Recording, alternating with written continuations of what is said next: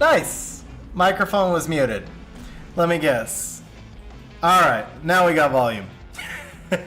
Thank you guys for letting me know that, I just sat there and talked for like 3 minutes.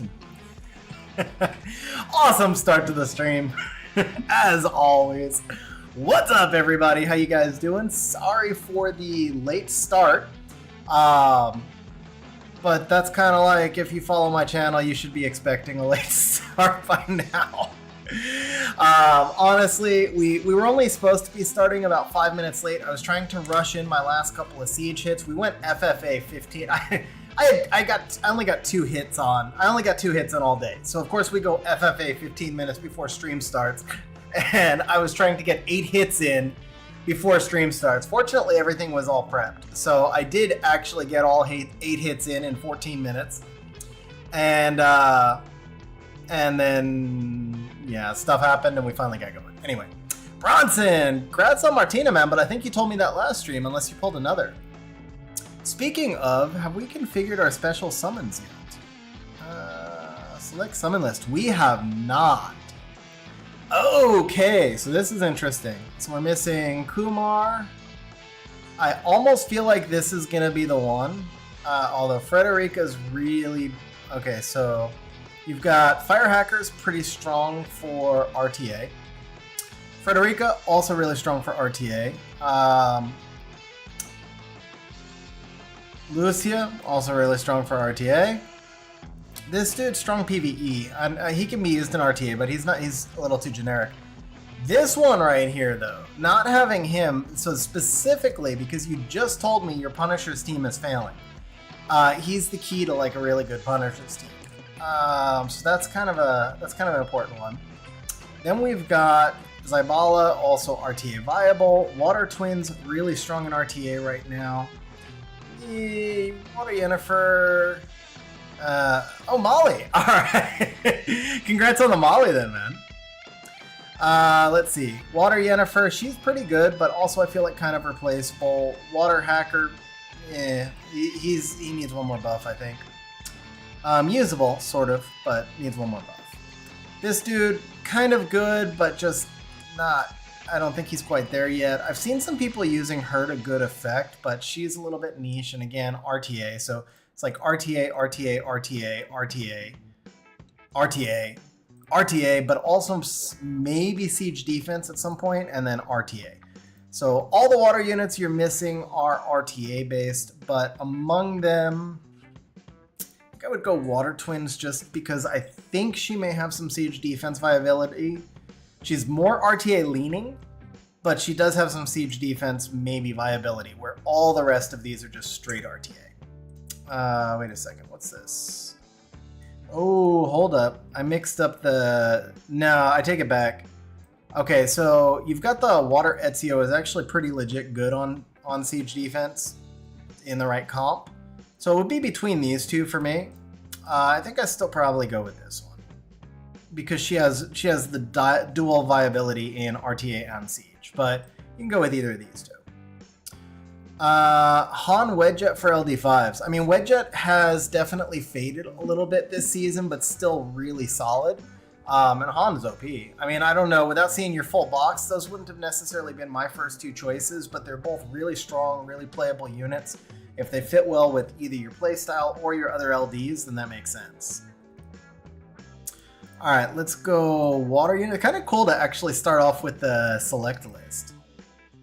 Thinking Leo for wind, yeah. So wind is where you're lacking the most. I will tell you, I think, I know. I think I know. No. Do not close window. Do not complete. So you can't back out of this crap, or is it just because of that? Huh. Can I cancel? No, I cannot.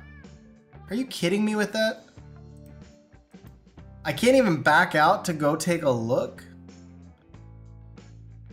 Ah, man, I'm afraid because I know a lot of people who have gotten locked into their choices.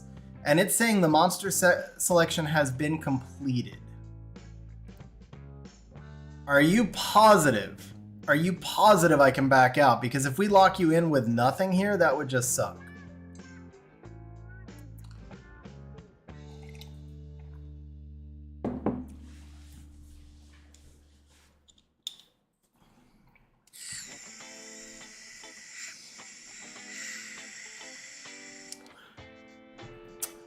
All right.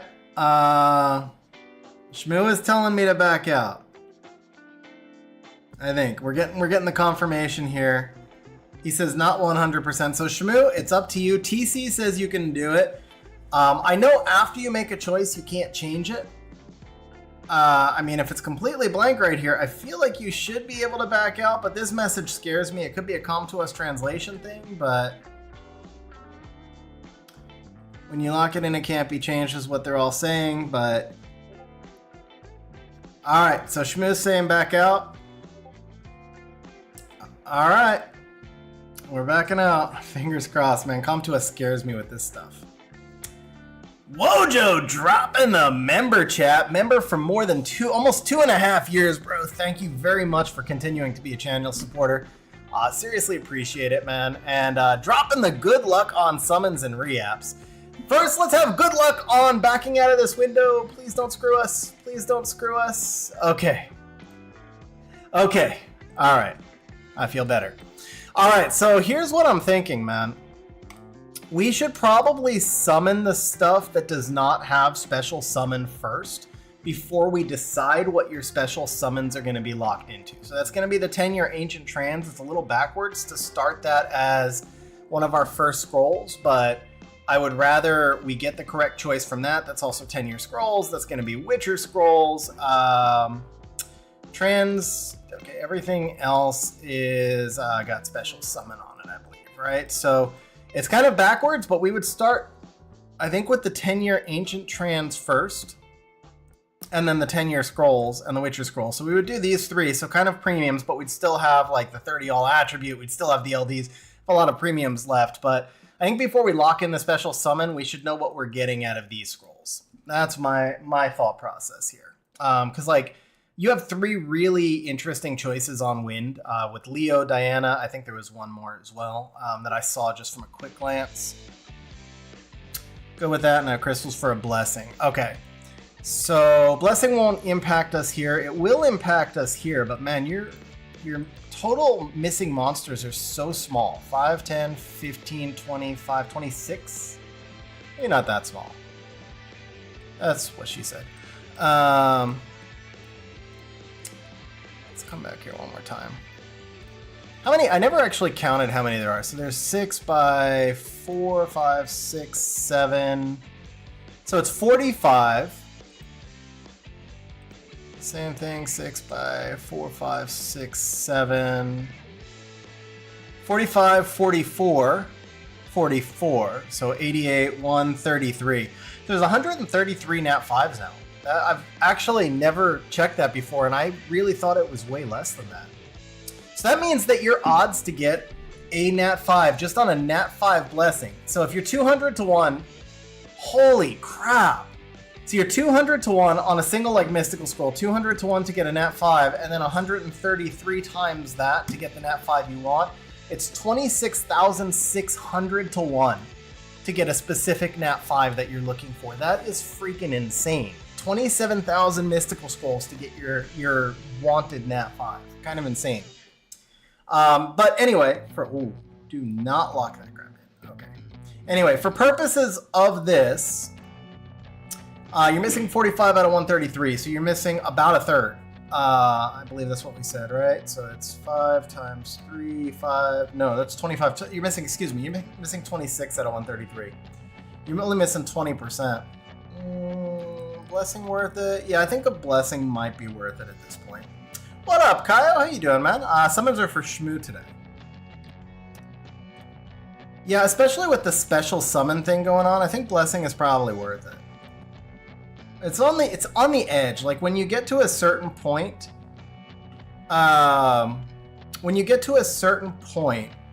it's like so hard to actually get the missing nat 5 that LD scrolls become more worthwhile. But I think you're just like right on the edge right there. So, and anyway, you've got 1100. So yeah, we can go blessing. All right. Go. Can you? No, you can't. Okay. Yeah. Just grab one of those and let's go ahead. All right, we're gonna get a little bit of farming going on. Incoming LD for sure. I think so, Kyle. I mean, you know, I pulled 3 and 15 scrolls the other day, so it's possible. It is certainly never happened to me before. It'll never happen again, but it is definitely possible. All right, we'll run that. So dupe Geldnir. I mean, honestly, that's still somewhat of a grats. I know it's like sad, but it's still somewhat of a grats also because that's siege defense and siege offense. So you keep it, you build it, and it makes siege that much freer. I actually, like, yeah, you kind of don't want to get dupes, but if you're going to get a dupe, getting an OP dupe is not a bad thing. All right, so we're starting off with, that's Fire Series. So we're starting off with some of the old-time Witcher scrolls. 4 stars and Fire Series. Okay, 2 Fire Series. Awesome start. All right, let's move on to the 10-year scrolls. Dude, the 10-year scrolls are legit just like the worst. I know. I said this to somebody earlier today, and I mean this 100%. I am not complaining because my luck has been so absolutely freaking insane. I mean, we all know, just like the run that I'm on with the LDs I'm getting, not just the number of LDs, but the quality of LDs. The last like 13 months, it started around last July and then it accelerated last October, has been bonkers. Not complaining, seriously. But holy crap, the 10-year scrolls are so bad. I get like 1 spark every 30 scrolls. I've gotten like 2 Hall of Heroes LDs. I've gotten no LD5s. All right, we got a dupe. I mean, between these two, it's pretty much you just take the Tiana and then decide if you want to feed her or not. Depending on how many Tianas you have, I'd probably keep the second one. But yeah, man, the 10-year scrolls, it's just, I know it's worked for some people, but they certainly have not worked for me. LD scrolls have worked for me, all legendary all attributes have worked for me, so again, not complaining, but holy crap, the 10 years have been so bad.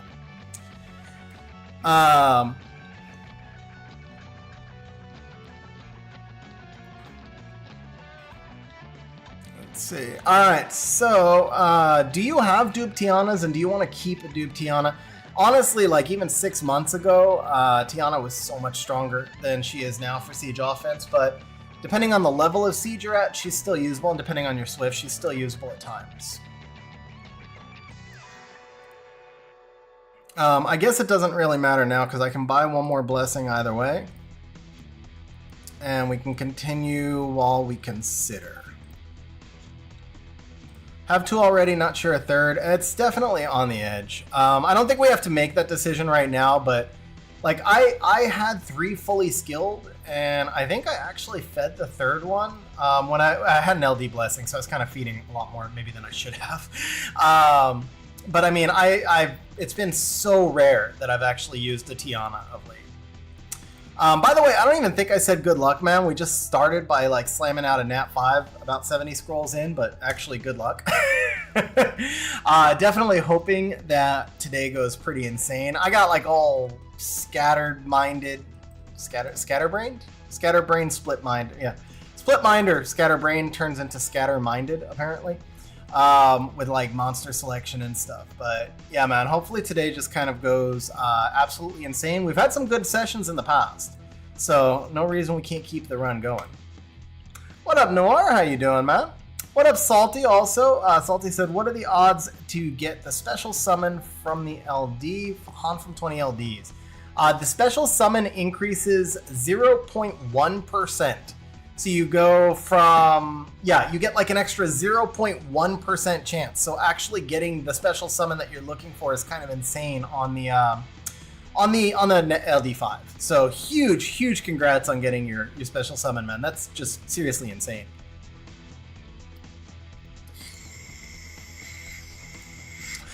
That is an LD4 and it's new.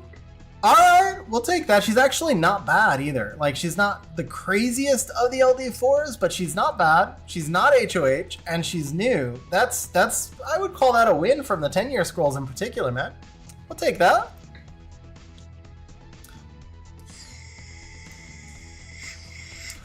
Dupe Diaz, not bad either. Dupe Diaz, well, actually, since they did the whole Return of Hall of Heroes thing, you probably have plenty Diaz's now. Otherwise, it wouldn't have been bad. because he was like one of the original Hall of Heroes monsters, so a lot of people did not have a lot of him, and he's still pretty good. Salty, so the 3 that I got in 15 scrolls. Alright, so I've got a couple of stories that I'm going to share with you guys today. One, I'll tell you the summoning story, that one's quick. And then the second is a much funnier story, but I'll tell you that after we get a little further into stream, just because it's a long story. But so the summoning thing, I like I said, I've been on just this absolutely bonkers run for, you know, a little over a year with the number of LDs I'm pulling, with the quality of LDs I'm pulling, everything else. And in that year, I have had, I think, 3 dupes now.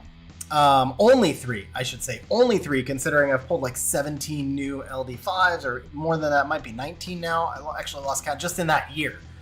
It's been insane. So the thing is, having an LD blessing is like the most triggering, tilting, and expensive thing I have ever experienced in Summoner's War, because you cannot log into Summoner's War without thinking about how badly you want to pop that blessing. So I genuinely don't actually like having an LD blessing. And so a couple weeks ago, I popped an LD5 off not a lot of LD scrolls. Like seriously, it was, I don't remember how many, but it was not a lot. 10 maybe. So I popped an LD5 and it was Isis. And the cool thing about that is I had taken Yuledong, which is the light Dokabeki, the light fat boy, whatever, however you say his stuff. The big fat guy with the Yuledong. Anyway, I had taken him over Isis and kind of really would have liked to have had Isis at times. I still think I made the right blessing choice, but it was like a sad pick for me because I think Isis is cool. So I pulled Isis, so I was actually really happy about that. I know she's not like triple S tier or anything, but I just think she's cool. She's a monster I always kind of wanted to mess around with. So I was super happy about that. The very next scroll, I pulled the dupe Dark Yennefer. Dark Yennefer is actually crazy good for PvE content, and I have found her to be pretty good in RTA as well, to be honest. I think she's a really cool unit overall. But it was a dupe, so I awakened the new unit just for Pokedex. I mean, what are the odds that you get both the, the collab version and the real version? So that's cool. I got both of those awakened. And then I was going to keep her. I was just... See, so you can get demonetized by saying Yen's name? Okay, good to know. But I think we're past her anyway. So I got the Dark Magic Order Enchantress. But anyway, I was actually going to keep her. She's useless as a dupe. Like, legit useless as a dupe. I just simply did not want to have... Oh, crap. Yeah, you're right. Did not even think about that. Okay, yeah, Light Desert Queen. We'll go with the Light DDQ. Well, actually, Light DQ, because Dark DDQ would be Nefties. Anyway. Okay, yeah, so Light DQ. All right, anyway, so I got the Light DQ. I was happy about that. Thank you for the heads up. I will remember that for future streams if I ever use her on stream. But in the meantime, so I got the Dark Yen. And I legitimately was debating if I wanted to feed her for a blessing or just stick her in storage and not remember that she was there ever again, simply because I didn't want to be triggered by the blessing. I actually summoned 4 LD scrolls, and then I was like, you know what? I just gotta feed it. It's too stupid. It's too stupid to do that. So I fed it, and I was like cringing the whole time because I'm like, this is gonna be so tilting. I'm gonna wind up wailing and like just chasing to pop this blessing. So I fed her, and like 11 scrolls later, so no, not even 11, 9 scrolls later, so it's a total of 15 scrolls, I popped the blessing. It was insane. And I got Doomon, so TC actually just said I got Doomon as my first LD. I actually got Doomon in my blessing. Yeah, Doomon is really good for siege offense. Siege defense, she can be good, but if somebody has a chroma, then it's completely free. There's other ways to deal with her as well, but she's too free into a chroma. So for siege offense, though, she's really cool. But anyway, yeah, so that was the LD story. 3 LDs and 15 scrolls, and it was just insane because Doomon was on my most wanted list. Light Desert Queen. Light Desert Queen was not actually. She's not top tier monster. but she was kind of high on. I actually have a list. I brought one day for fun. I broke my list down into 5 tiers of all the ones that I wanted. Tier 1, tier 3, tier 5. I had Light Desert Queen on my 3rd tier, partly because I passed her in the Blessing, partly because I thought she was cool. So I pulled the unit from my 3rd tier, and then Dumon was on my 1st tier. It's about 5 LDs on each tier. So not necessarily all ranked by them being strongest, but them ranked by the monsters that I want to play around with or that fit specific needs for me, stuff like that. So it was pretty cool.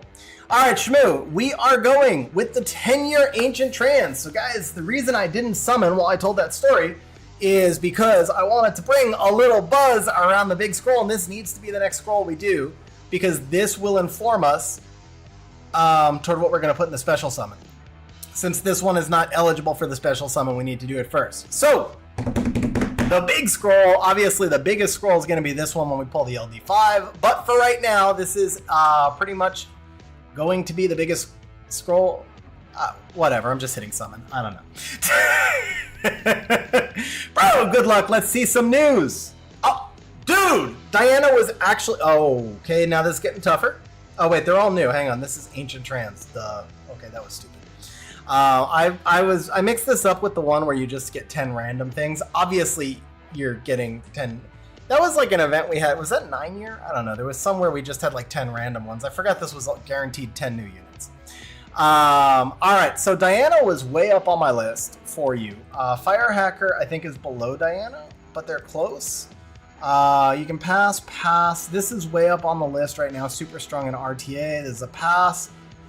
Siege defense, but not great on siege defense. So I think like doesn't rise to the level of either of these 3. Zen would be something to consider, but just doesn't rise to the level.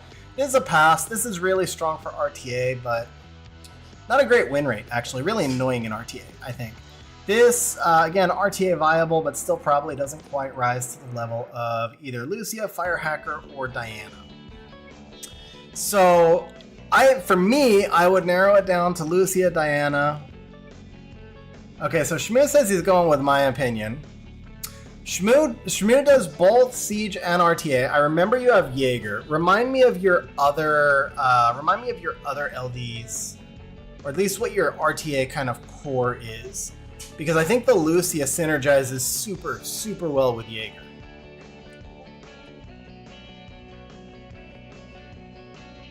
Dumon. Oh man, yeah. So Lucia is just insane as a pick with Jaeger and Dumon. Lucia is insane. I think we can drop Fire Hacker. Strong as Fire Hacker is, that's not really going to synergize with either of your 2 main LDs.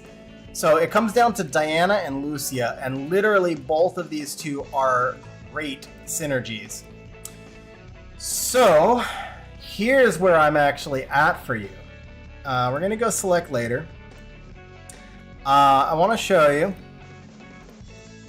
Won't let me do it. Okay. Oh, and you've got Shun, but Shun is also... Oh, we're going to have to watch the whole animation again. Nice. Shun is also kind of more... I think the Lucia... I don't... Yeah. I'm still pretty much at Lucia and Diana for you. I can't go back and look at the Selecta list, but we just looked at all the Selecta lists, and what it came down to is you had more missing good wind units than missing good fire units. So I would probably take the Diana because we can put the Lucia on the special summon. But if we take the Lucia, there were not a lot of great fire units that you were missing. The next one we might put is actually probably something like the Geralt, and then we're stuck because we can't put both Diana and Leo on the special summon. So I know Bronson right at the bat said first one, easy Diana. To me, I actually, between these 2, I would rather see you get... Like, I actually think the Lucia is a better fit for your Jaeger and your Dumon. Diana's great. Lucia is a little better for the units that you have. But because of the special summon event, as I would go Diana. So this for me is like 1A, this is 1B, but because you can put this back in special summon, I would go 1B. So yeah, Dark Shazuka is Dumon. Yeah. Okay. Yeah, Diana, final answer. I don't think anybody's ever going to disagree with taking a Diana. Some of you guys might have actually disagreed with the Lucia, and I wouldn't have completely blamed you. But either way, Diana makes the most sense to me. Schmu says we're going with me. So Diana it is. That works. Diana also has siege viability, to be fair. So that makes a big difference too. The fact that he can play Diana in both RTA and siege is really helpful. Alright, we're going to go back to fire. For water, I feel pretty comfortable that it's between Twin Angels and Water Ezio. Between those two, I would just go with Twin Angels, because Water Ezio you'll pretty much never use on offense. He's just siege defense only. He's better siege defense than Twin Angels, but speed leads are always good. So I would probably go Twin Angels, personally. So now we're missing Leo. He's trash. He's not that good. He's not as important as Leo. Not as important as Leo. Nowhere near as important. I mean, so this is RTA and only RTA. And her win rate's really low. It's like 48.5% last time I checked. She's annoying when she starts proccing, but that's true of a lot of monsters. But I think that she's just not good enough to say that you're gonna like take her over Leo, bottom line. This guy's really strong, but I think he's very underrated but doesn't fit your kit. Layla's largely been solved. I haven't seen Layla much the last few weeks. There's more counters from Layla from the last patch as well. Wind Angels, nothing special. Wind Hacker, siege defense only. Possibly, we don't even know that for sure. And this unit is just absolute utter trash. So Leo's kind of a no-brainer. All right, fire was the tougher one. It comes down to me between Frederica, Lucia, and this dude. So this dude completes your PC10 team. That is kind of important. Lucia is just a counter pick in RTA, and Frederica is counter pick in RTA. She's also usable in siege offense and potentially siege defense. So I think if I look at the overall usability, as much as I would love to say Lucia because we didn't take her on the last pick, I still would probably go Frederica for now.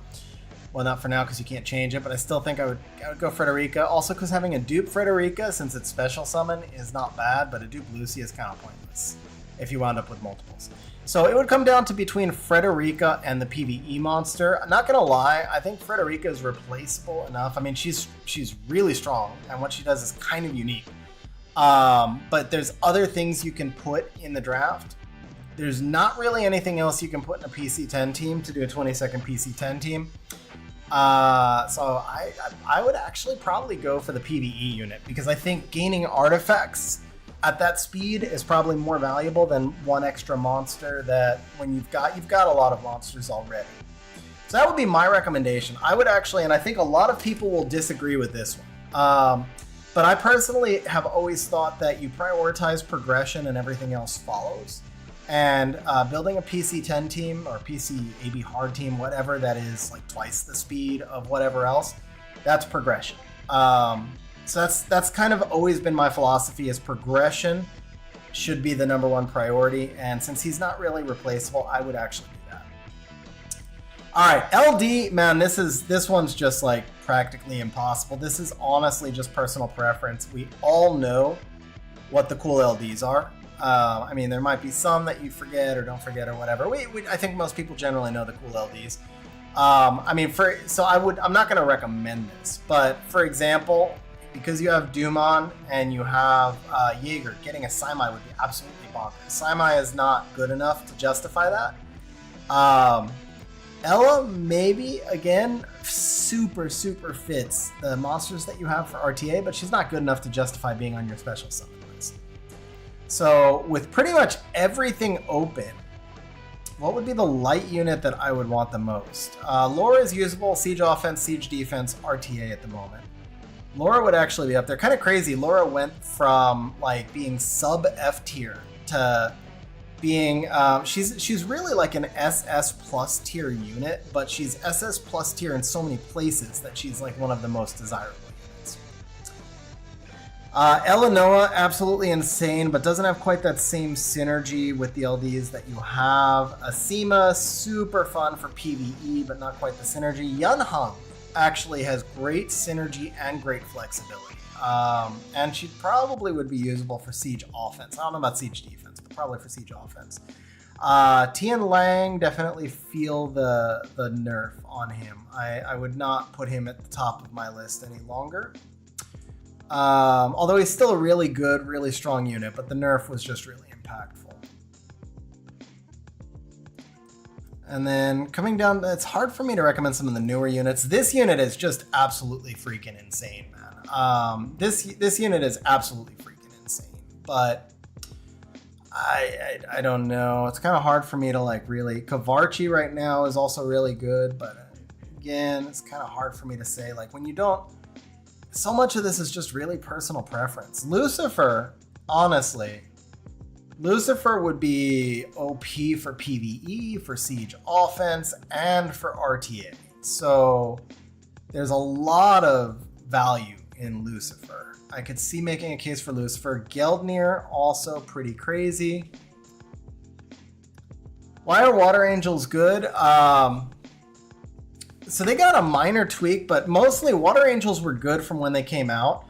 But people were not using them that much. The biggest change for Water Angels was actually the Veligul buff, because so Ramael and Judia combined with Sagar and Veligul is really, really strong core for RTA, and it would also synergize super well with his Jaeger. Maybe not as much with the Dumon, although it could with the Dumon, but definitely with the Jaeger. So it's actually a really good fit for him. I did not. I was G3 a couple of days ago, and then I just got absolutely blasted. I'm not gonna blame it all on RNG. Here's what I will say. I had one core offense that I ran against one opponent offense. So specifically, I went to the dark side for one season, guys. I ran Oliver, Hagang, Laura, Maxi +1, usually Ziana. And that was my counter to Sagar, Hagang, Juno, Veligul +1. Usually ban out the +1. That team won about 65, 66% all season long in hundreds of wings. It was the single most common offense and the single most common counter. 65% win rate all season. Starting 5 days ago, it became a 17% win rate team, and I've dropped 80 points. I've definitely had some bad drafts. I've definitely had some tilt. I'm not gonna, but it's like, so here's the thing. I have been absolutely annihilated by RNG this week. Just terrible RNG all week. But I've also had some bad drafts. I've also had some tilts. I've also had a couple of misplays. Usually that's what happens when you're getting crushed by RNG. So is what it is. I was actually ranked 160 something 3-4 days ago, and I dropped into G1 for a minute yesterday. I climbed back a little bit, but I'm like 70 points out of safe G3 right now. I was 2 wings away, dude. I was 2 wins away from safe G3, and I was fighting Etwa, and he hard sacked me, like hard sacked me. It was so brutal. And had I won, because he's like 2250, I would have gotten extra points for that. And then after that, I would have needed one more win, and I would have been done for the season. That was it, like safe G3. It was such a disgusting sack. And then I got sacked again 2 more after that, and then I just started plummeting and dropped like 130 points in my bottom. So, anyway, let's see. Light Series, 61% win rate. That's awesome, man. Light Puppeteer, yeah, she's definitely strong in RTA right now. All right, let's swing over to Dark. We'll take a look at Dark for a minute. See, this is honestly, you've just got to kind of know what you want, because there's not a lot of, there's a lot of really viable picks. Giselle has been super fun for me. Really enjoyed Giselle. Great on siege defense. You know what? See, trying to think. Julianne. Actually, you know what? Do you have Julianne? You don't have Julianne, right? Y'all know how I feel about Julianne. And that might be a pretty neutral, fair pick for Light. He's still basically my favorite monster. He's crazy good in RTA right now. He would fit really well with the Jaeger, Dumon type stuff. I think Julianne's a pretty reasonable pick. I think you could make a lot of other good picks too. Wedjet would be a really good pick. Geldnir would be a really good pick. Yunhung, Laura, both good picks. Lucifer, great pick. Narsha, great pick. So there's a lot of personal preference here. I don't think I can really just make the pick for you. So Noir, Tianlang is still really good. But I feel the difference on the nerf a lot. My Tianlang has not landed a freaking stun, and like so bad, man, so bad. Just bad RNG week. But yeah, I don't think I would make Tianlang top of my list, personally. But grass is always greener type thing. A lot of people that have him might feel differently if they're having a good RMG week with him or whatever, but the fact that he got nerfed really hard in the last patch, and you just feel the difference. Granted, I had only had him for 4 days. I had only had him for 4 days, but yeah, it is what it is. 4 stars should be a lot quicker, Darkrin.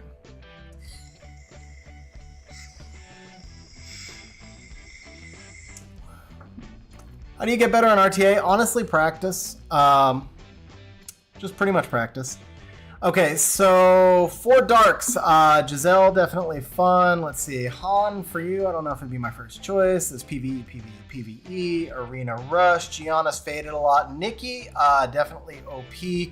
Ragdoll almost seems like a no-brainer. When you already have the Jaeger, I feel like Ragdoll is just so good, man. Ragdoll is going to be RTA only. That's the downside.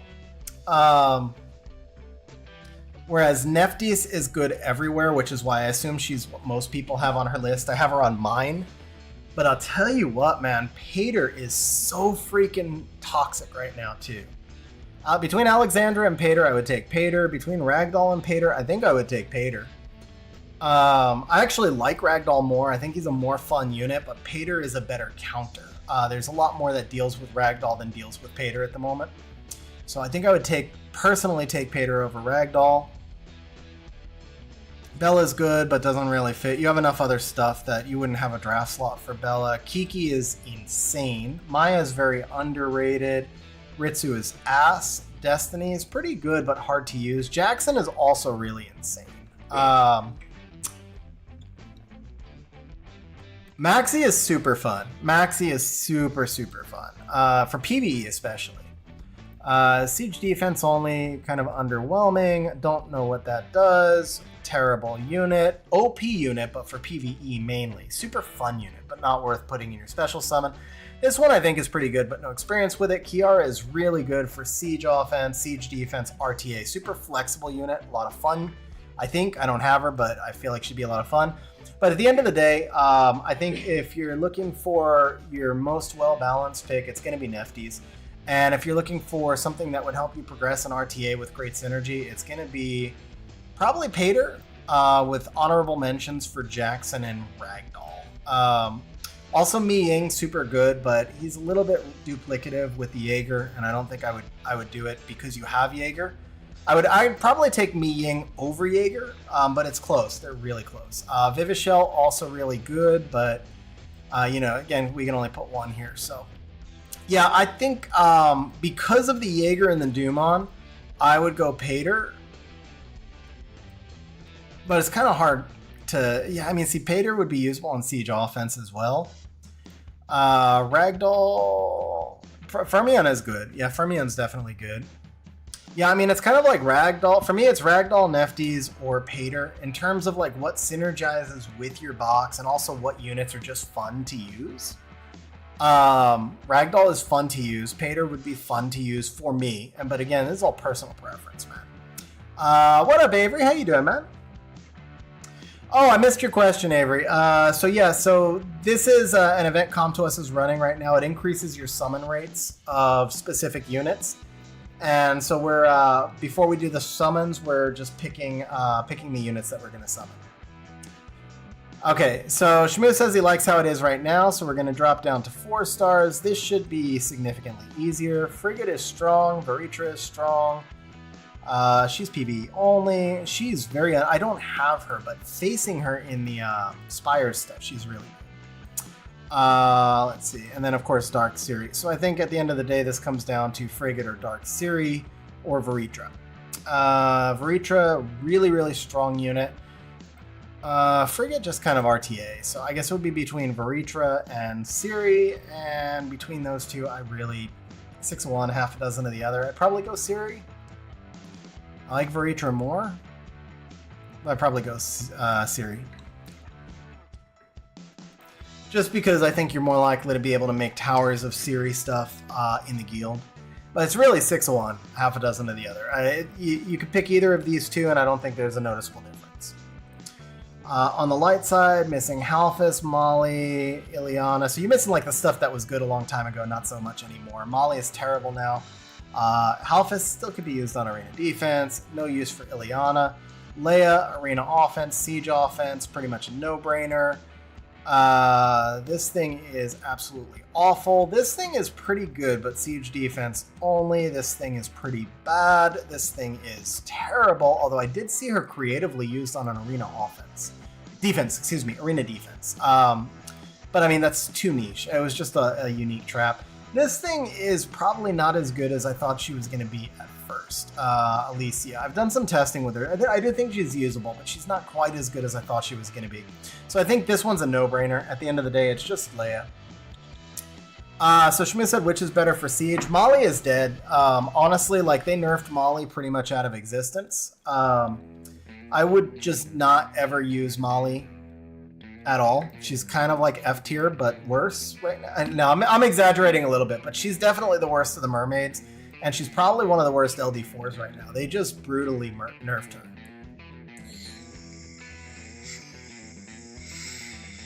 Ophelia Theomali? That sounds like you could just Amelia Bulwark and hit auto. Honestly.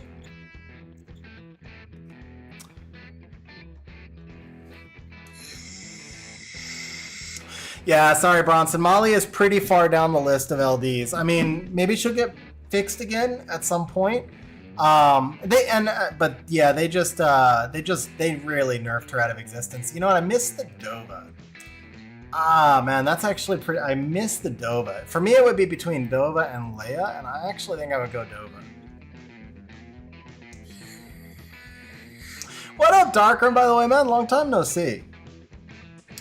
Ileana is another unit. It's not Ileana didn't get nerfed. She's not really dead. She just she works in low siege, but Schmu is moving up into higher siege. I think they're in G3 right now. And in G3 siege, you're not going to find really any use for Molly or Ileana.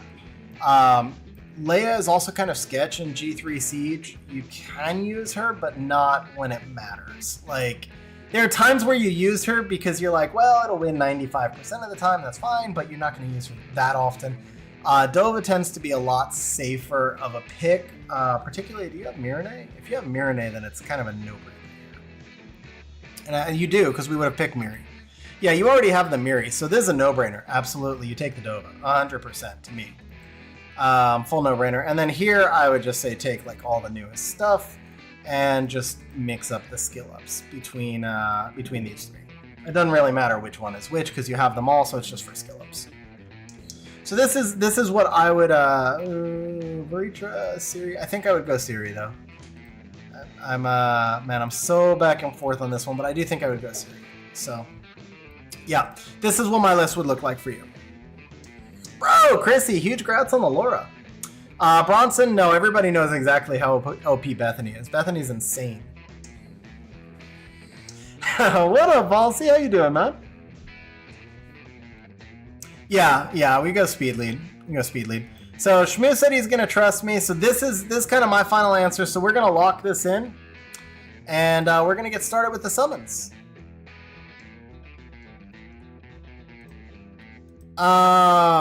So here's the thing, Adam. You say can live without the Dova, but I will say Mirene Teon Lucian is a better offense when you can safely outspeed, but in current metas, it's really sketch to trust to outspeed with on a 95 base speed, or worse, 91 with Konamiya.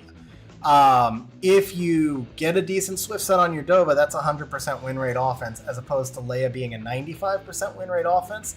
Leia's biggest advantage over Dova is simply that you can use Leia for arena offense, whereas Dova is a one-dimensional monster, Leia is a two-dimensional monster.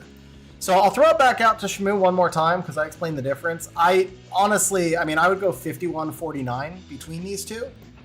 I do think, I'll agree with Adam that you can run Teon instead of Dova. It just makes it that you can't use it as frequently or as safely. And Leia is more unique, but Dova is going to create 100% offense or closer to 100% offense than Leia. So it's a monster that I can trust more than Leia, because Leia is still relying upon defense breaks. So Schmu, I'll leave it up to you though. Again, 51-49. Either of these two both make sense to me.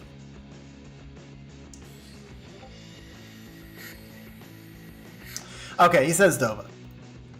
All right, we're locked in. We're going to get started on summons, guys. Special rate up, obviously. Let's pop a Leo. I would actually argue Leia is easier to rune, bro, because, I mean, Dova needs your fastest Swift set, but that set needs to actually be fast, whereas Leia is actually super easy to rune. With a 120 base, I mean, she just needs a Swift set with damage. That's it. All right, so we see our first, I think that might have been the special summon one.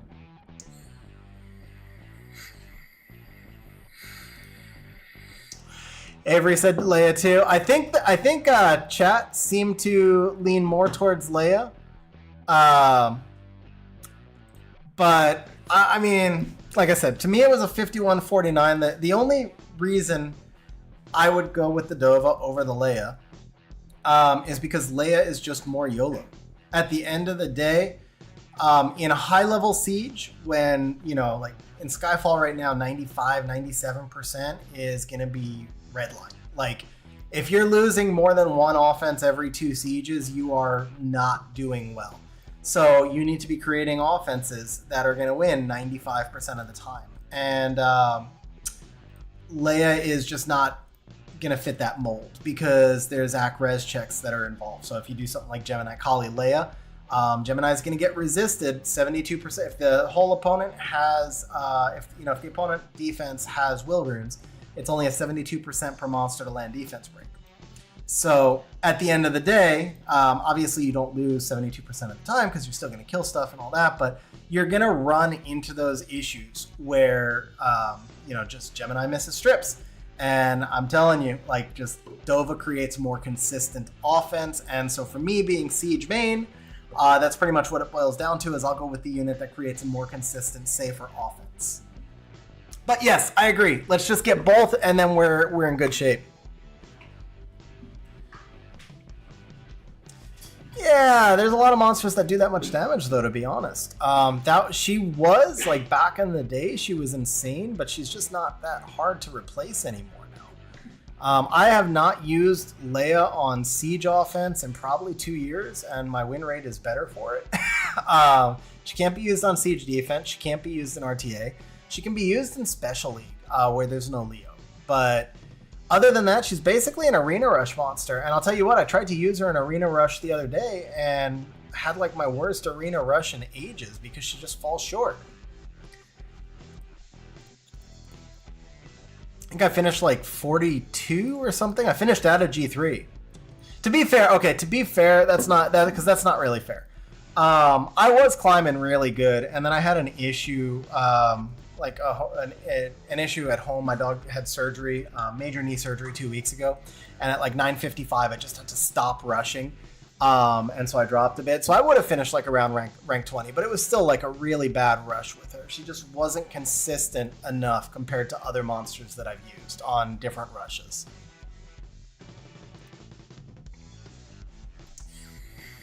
And again, to be fair, because I want to present both sides, she rushed you to G3 just like that. It's just as soon as you get into G3, she falls a little bit short. What would I use for a Talisman Arena Rush team? Cleave 33 Triton leads.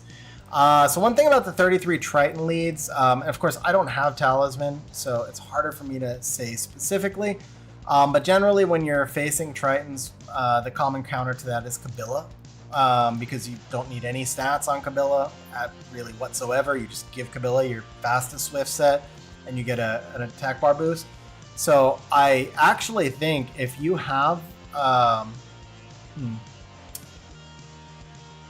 how would you so I mean I guess it depends on your rune quality, because I was thinking you could almost do like a Kabila Tiana, but that's a little bit sketch, because then you're going on a 24 lead and you're racing at a 5-speed disadvantage into the Triton. Because you would have to do like a Nefties or Maxi speed lead. That's assuming you have one of those specific LD5s anyway. So if you're doing 33, maybe a slower offense.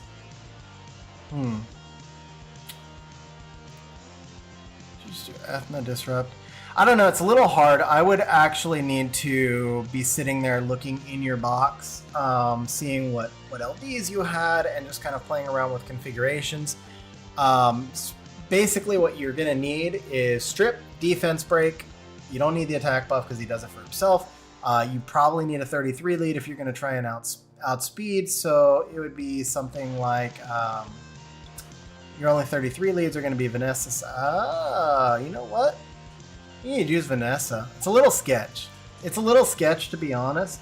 But you could technically use Vanessa as a strip into defense break. So you could go like Vanessa, Kabila, Talisman, and then you could use a Tiana to get a bigger set on the Talisman. But that's a little bit sketch. I don't know. There's a lot of different ways that you would go. You would have to play around. You would honestly have to rune up a few different offenses and play around with it. Or you could just skip the Tritons, and then then it's so much easier. Like, you don't actually have to hit every single offense. So usually when I rune an offense, I don't hit every single offense.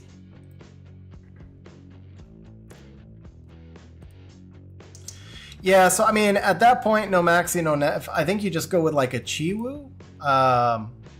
You do Chiwu, Kabila, Dark Madeline, Talisman. Something like that. Yeah. So Chiwu, Kabila, Dark Madeline, Talisman. Avery, no, not ignoring you. Sorry, I'm actually not sure what channel I'm in. That's why I didn't answer. I'm just kind of in a random channel.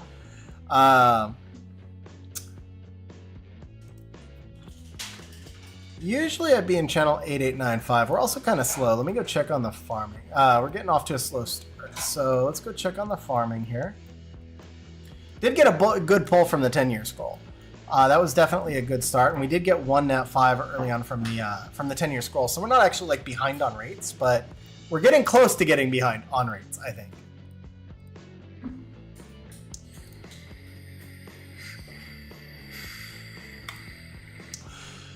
You could also use Escher over Kabila is an option. That would make... yeah, so I mean, if you're running the 24 lead and you're not trying to contest the Tritons, could you use Frigate there too?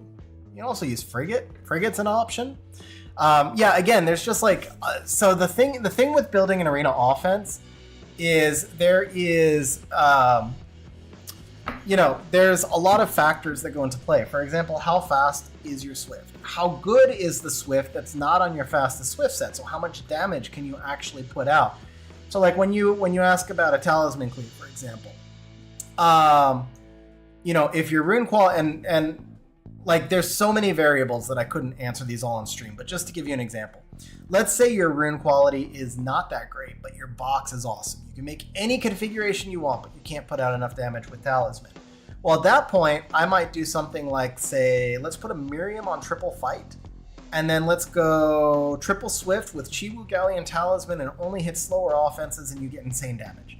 Or let's just say that you have like the world's fastest Swift set in the entire game, then we might do something different, and on and on and on and on. So there's a sliding interactive dynamic between the quality of your runes, the quality of your artifacts, the accessibility that you have to different monsters, what rank you're trying to achieve, etc.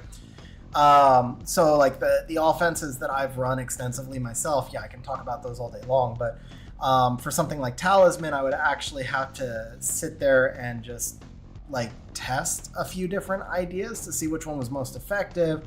So for example, the whole concept of Chiwu, Kabila, Dark Madeline, can Talisman get out enough damage on that? I don't know. Do you need some fluff damage beforehand? I don't know. I know that I've built Talisman for people where at about 255, he was putting out like around 50k damage, but were there runes lacking? I don't know.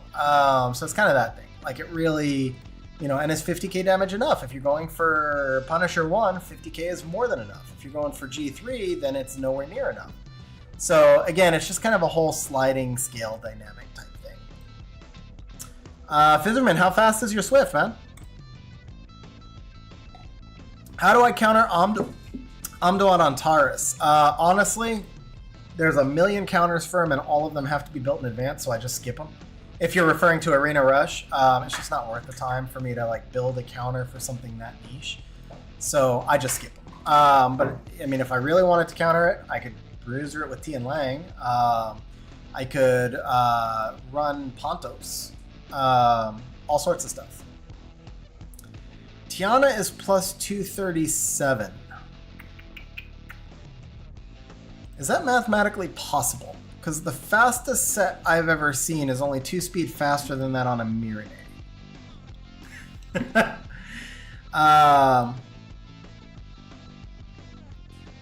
Yeah, that's pretty insane. That's pretty insane.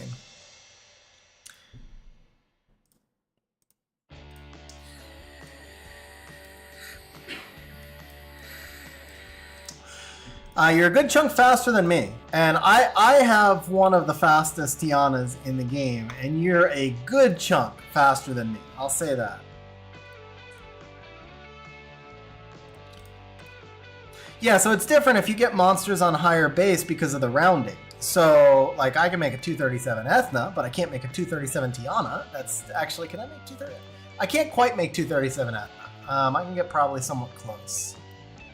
If I didn't care about stats. If I care about proper stats, then my Ethna is actually not that fast because my runes just don't really fit Ethna quite that well.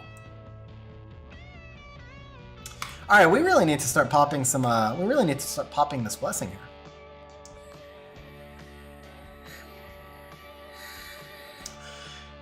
So let's see. On a base 100 speed unit, it's pretty easy to figure out. So it's 37 times 5 plus 42 plus 25. So 252. I did something like that. 37? Yeah, it's 37 or 36. 37. Yeah, it's 37 times 5 plus 42 plus 25. So plus 252 is actually the fastest on a 100 speed unit, but that assumes all max ancients, which is impossible. So if you exclude the ancients, then it's the 242 that Noir was said. Yeah, so Noir said not counting ancient. So it's the 242 with no ancients is the fastest possible.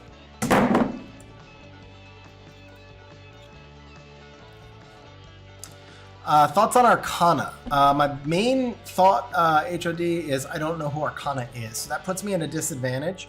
I'm assuming it's one of the Summoner's War versions of collab units, but I don't know which one. So I don't have. I probably have thoughts on the monster, but I don't know which monster it is.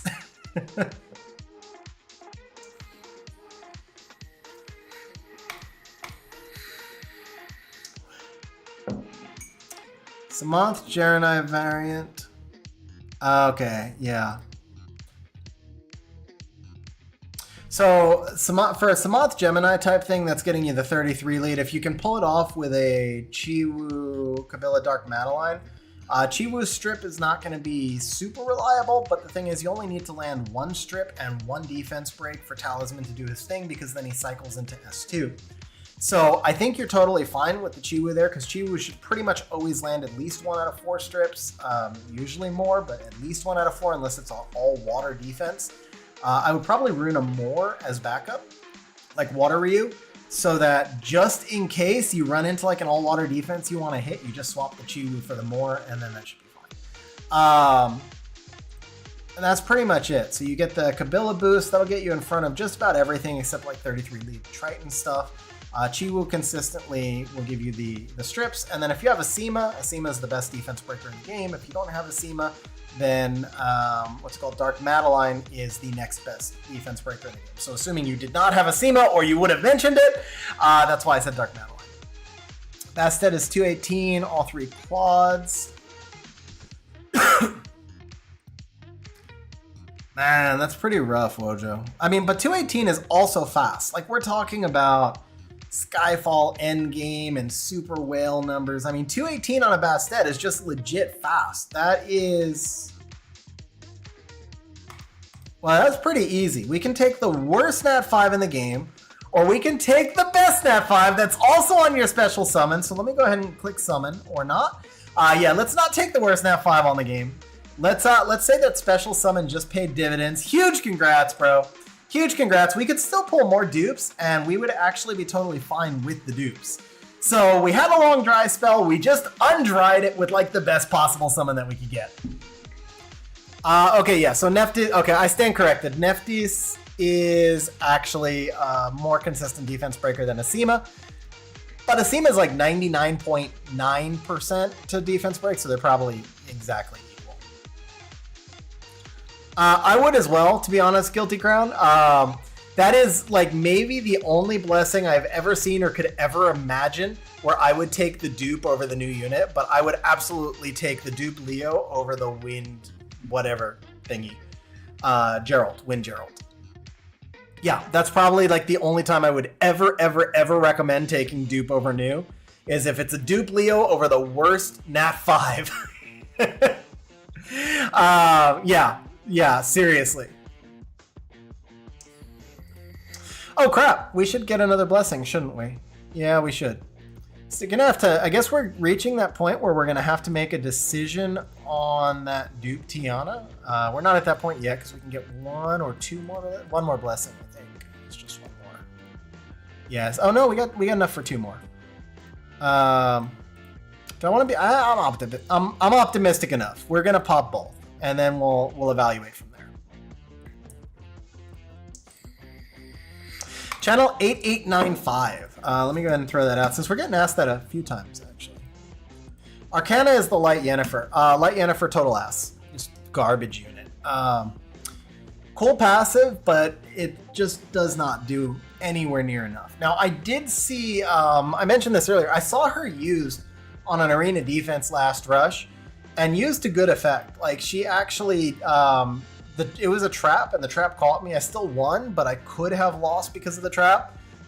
But it only works once. Like once you understand what she does, because I actually thought it was like water Yennefer, because light and water look similar, and so I just kind of ignored it. I was just like, oh, it's water Yennefer. Like I don't know why it's there, but who cares? I'm just gonna cleave it. And then so of course she allowed them to cut, and but the cut didn't do enough. I'm in Skyfall still, Fizzorama. Been in Skyfall for a long time. It's got to be 2-3 years now because I was in APOC and then APOC merged with Mithril. Mithril became the upper guild, so I moved from APOC. APOC actually had beaten Mithril in that season's tourney. But when we merged, Mithril became the upper guild, so we moved to Mithril and then we recreated to Skyfall. And it's got to be 10 seasons now, something like that. 8-10 seasons, something like that.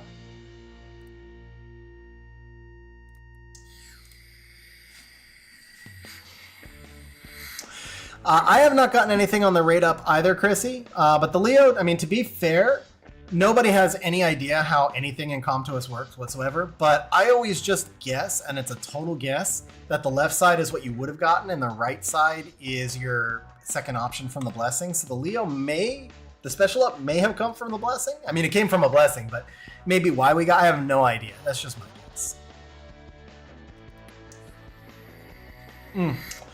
Energy for farming, huh?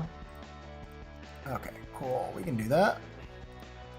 I don't know. You're a little short on crystal. Oh, am I buying I'm probably buying the devils, huh? Because you've got plenty of crystals. Let me have you confirm. I also assume we're buying all this stuff, right? We should be buying like the scrolls here for the.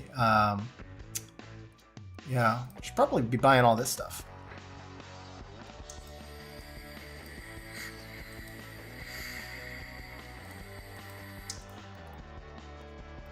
Yes, on devils.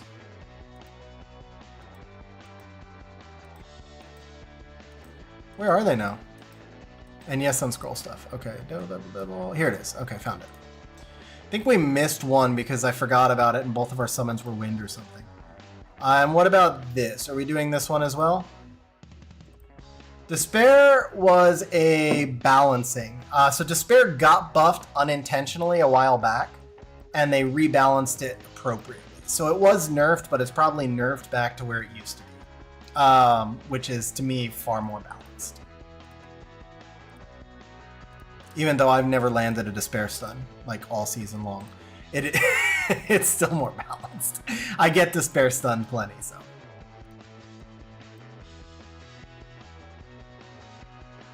Posted Tiana. Okay, let's see this Tiana. Do you have the right mix also? Oops. Where's the Tiana? I don't see it. Is it up here? No, I don't see it. 8895?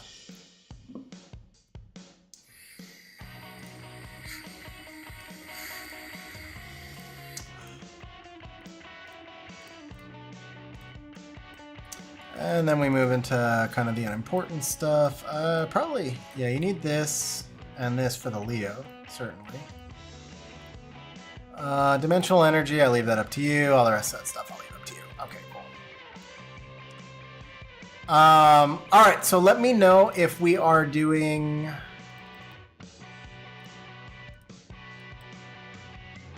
Let me know if we're doing the premium packs with the LD scrolls. Anytime before we do the LD scrolls, just let me know.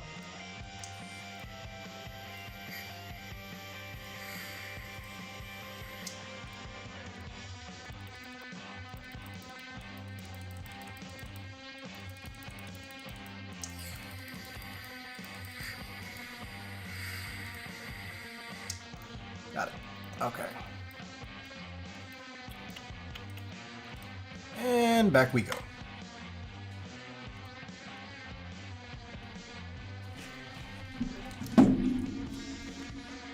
Okay, so we're doing those as well. What attribute would we go with then? Let's see.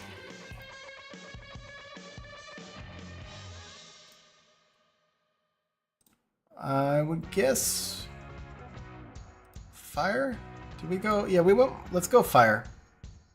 Yeah, because we already got the Leo, so let's go fire.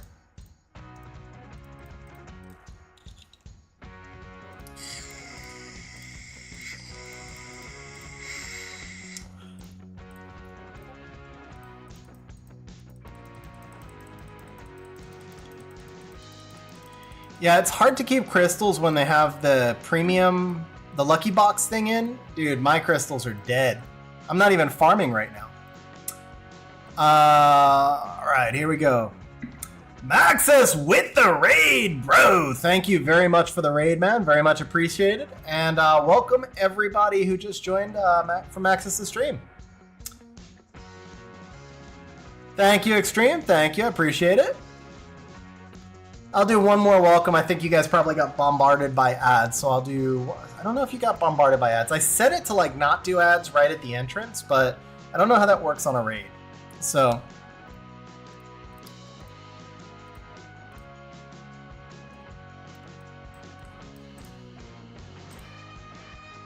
Alright, I feel like enough time has passed, so if anybody got bombarded by ads, welcome everybody from Maxis' stream. Max, thank you very much for the raid, man. Really appreciate it, and glad you enjoy the YouTube content, man. That's awesome. I actually have a couple of videos. I've been really bad about getting out videos lately, obviously. I have a couple that are recorded. I just need to get them edited. So hopefully a couple more come in this month. Maybe we'll do a video of us pulling like 3 LD5s in a row today from, or 3 LD5s and 15 scrolls. That was the number, right? We'll do 3 LD5s and 15 scrolls today. That'd be cool.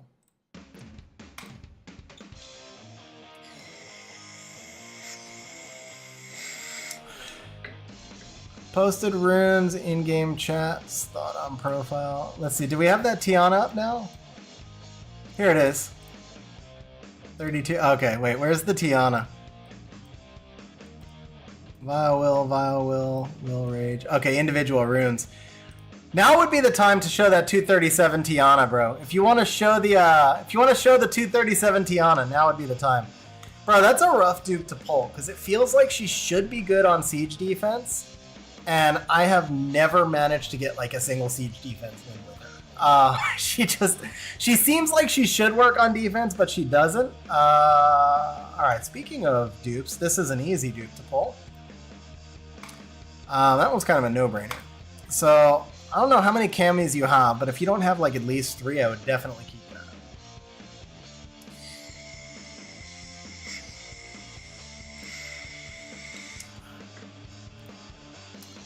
Borgnine has such a cool kit, and I've never really seen him used effectively. I've seen him used for fun. Like, you can do some really just like cool fun stuff with Borgnine, but you can't like actually, he's not actually good, he's just fun, which at the end of the day, we're playing a game, so there's nothing wrong with that.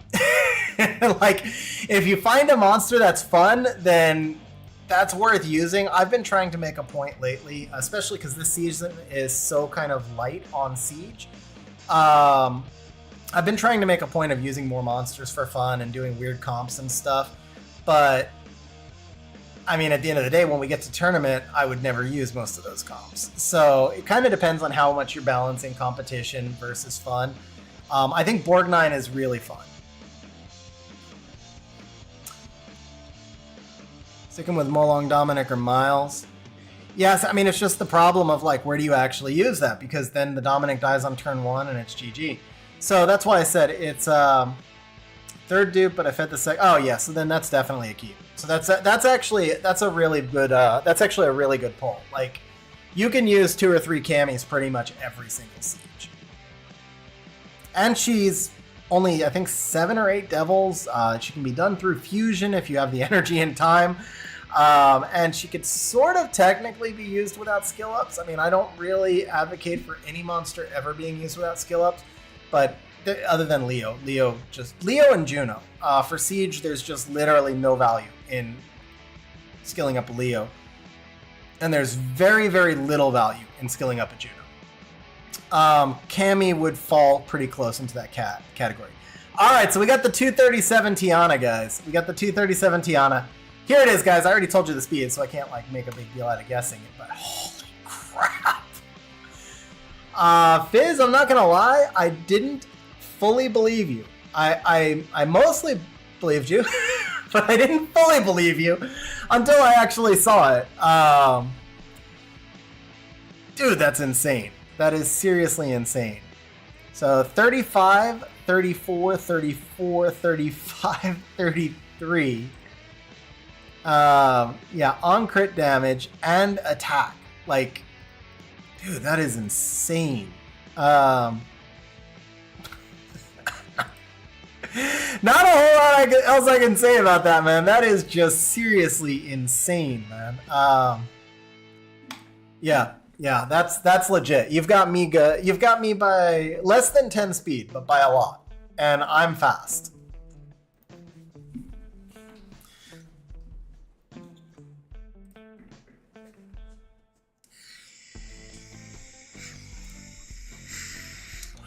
All right. Yeah, I would assume it makes Arena easier. I would assume it makes Siege offense easier too. I mean, with that much of a speed gap, you could Tiana everything, but you could also, I'm sure there's a lot of different offenses you can do that you can pull off on a 24 lead that most people need a 33. And that would allow you to make so much stronger offenses even than just Tiana. LD5s or Speed Rune is what's up. Have So the question is, do you have anything viable enough for defense? Because with that speed, you pretty much would just be legend, like not every week because there's some RNG and stuff, but you'd have multiple legends if you've got the defense. And it doesn't have to be the greatest defense, it just has to be a solid one. I've got second on lockdown. I've done second 9 times now. 8 or 9 times. I've been second 8 or 9 times. I hard choked 1 week. I should have had legend, and I just hard choked 1 week, not gonna lie. And then twice I missed my final kill by like less than 4 seconds, or probably would have had first. I think one time it was like 1 second, and the other time I was like 4. Or I would have had legend. So I've been really close 3 times. And then I've had 6 others where I just finished second.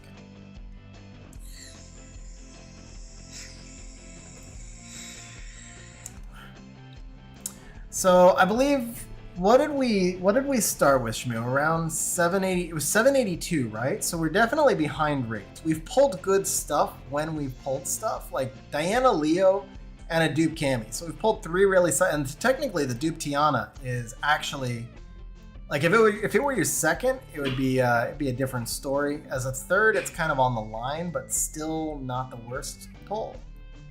But I feel like we're definitely behind by at least 1 pull.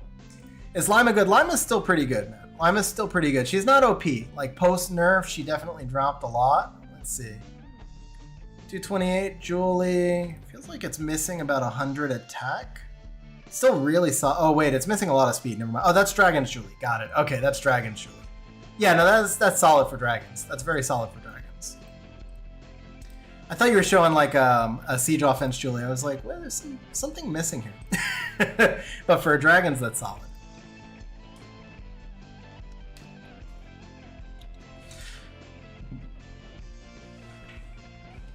But yeah, I mean, Lima is still a very solid RTA monster. She's not. She's terrible on siege defense because of her AI, and she's not really that great on siege offense. But I actually found her kind of interesting for Towers of Spire, whatever you call it, the new tower thing. I've used her a few times in the new tower. I've used her in some other like PvE content stuff. And I mean, so anytime you can use the monsters and they're like viable, that's always a big win. Then of course I use her in RTA. So I do think Lima is still really good, but she's definitely not like that triple S tier that she was before. She's an S tier, solid, usable LD5. Like if you pull her, you should be happy, but she's not the one that's going to excite you to like the point where you're throwing your phone or whatever. But she's definitely a win. She's definitely a win if you pulled one.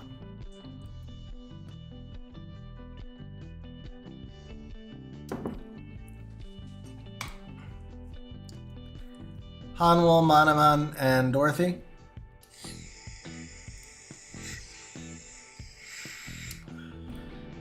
All right, guys. So now I've got the other story. I said at the start of stream I had 2 stories for you guys, and I was gonna wait for one of the stories until we got a little bit further into stream. So here's my second story for you guys. It's a true story, and I'm gonna tell you in advance. Like, it was so freaking miserable. It was so miserable in the moment, but even in the moment, while I was miserable, I was laughing. I knew it was just like hilarious at the time. So, for anybody who's not a regular viewer, just so you guys know, I live in Mexico. I live just south of San Diego, about 15 minutes south of San Diego, but with traffic and the border lines and everything else lately, it can easily take me 3 hours to drive into Mexico and 4 hours to drive out of Mexico, and that's with global entry, meaning like I get to go through the shortest line in the border. If I did not have global entry, it would be 4 hours more. Entering Mexico, you don't need global entry, but entering the US would be an extra 4 hours. Anyway, it's a 7-hour round trip for me if I'm driving during the daytime when there's a lot of traffic. So my dog, Hadu, she's 2 years old. We rescued her when she was 5 months old. When we rescued her, we knew that she was likely to have hip or knee problems. I saw it. The shelter didn't disclose it, but because my older, bigger Doberman does have hip problems, I kind of know the signs, and I kind of saw it when she was in the shelter. But we decided to go ahead and rescue her anyway because she was, you know, just really, really sweet and what we were looking for. So we rescued her. And fast forward a year and a half later, and her ACL goes. Which, to be honest, like of all the things we knew that we might have with her, ACL was not one that we expected. We thought it was more likely going to be a hip dysplasia issue. But she was hit by a car. Before we rescued her, she was hit by a car. And so we kind of thought that the issues were going to be based on like the car accident. And it turns out the knee was genetic, and the knee went. So there's a surgery called TPLO. By the way, we're going to switch. First, we get these. Okay. There's a surgery called TPLO, which is what they do when a dog blows its ACL. And basically what they do is like install a metal plate drilled into the bone above and below the knee so that it supports the knee. So she needed TPLO surgery, which was kind of devastating to us, besides the fact that it's like just obscenely expensive. It's a 5-month recovery period, and for like most of the first 3 months she has to be crated, and she has some trauma from the time that she was in the shelter. That's why I kept mentioning the rescue, because, you know, she got hit by a car, so she was in a lot of pain. She wasn't fully healed. They put her in a crate around another dog, so she has some trauma. It was just, you know, it broke our hearts knowing that she was going to have to be crated that long. But you got to do what you got to do also. So we decided to have the TPLO surgery. Not decided, I mean, it's just what we had to do. We looked around at like 5 different vets, and we couldn't find any vet in Mexico that we trusted to do the procedure except for one. We found one, but that vet wanted to keep her for 4 days, and we thought that was going to be too traumatic. So even though it's about 5 times the price, we did decide to get the surgery done in San Diego. Leo number 2, baby! Leo number 2. Huge congrats, Leo number 2. That's actually a solid, easy pick because the Praha was a dupe. But that does mean now, since we're keeping the second Leo, that we do have to make a decision on the Tiana. I personally think it's probably worth keeping the Tiana. I think we can probably just continue summoning. That's my recommendation. I would say let's just go ahead and summon. If we get a dupe, we feed it at that point. Vlad, so the glasses, long story short, I had LASIK a long time ago. LASIK wears off. Mine has worn off. And so I'm back to using glasses again. That's probably a little bit more to it, but that's basically it. Game chat, let's see. Should I move mine to raid? Just so close to working. I mean, that's kind of hard for me to answer. Probably just switch this over to damage, get some damage on fire on that, maybe? I don't know. Here, I can show you what mine is. Sounds good, keep summoning. Okay. I can share mine, because I don't have, like, a strong set on my Julie at all. Not for my Dragon's Julie, because I run the Shayna in front of the Julie, so I don't keep a strong set on that Julie. Let me see. Where is it? Which one? This one? No, this one. There you go. So that's the Julie that I use for dragons. And that's the Shayna that I use for dragons.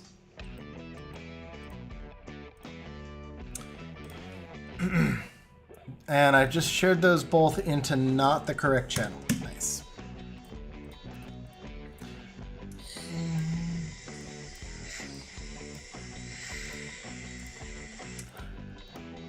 All right, let's do this one more time.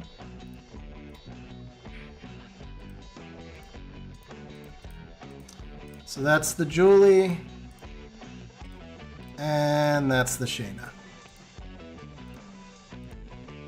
Okay, I can't share the Shayna again for like 30 seconds because I had just shared it twice more, so I'll share the Shayna again in a minute. All right, so anyway, decided to have the surgery in the US. We looked at a bunch of places. It was a little bit further north, so it was really tough because having this major surgery, then she had to be in the car for a bunch of hours. And, anyway, blah, blah, blah, blah, blah. You guys get the idea. It was a long process. It was a difficult process. We made the decision. We chose the surgeon. She had the surgery. So, here's where the funny story comes in. Avery, you asked me to look in game chat. I did.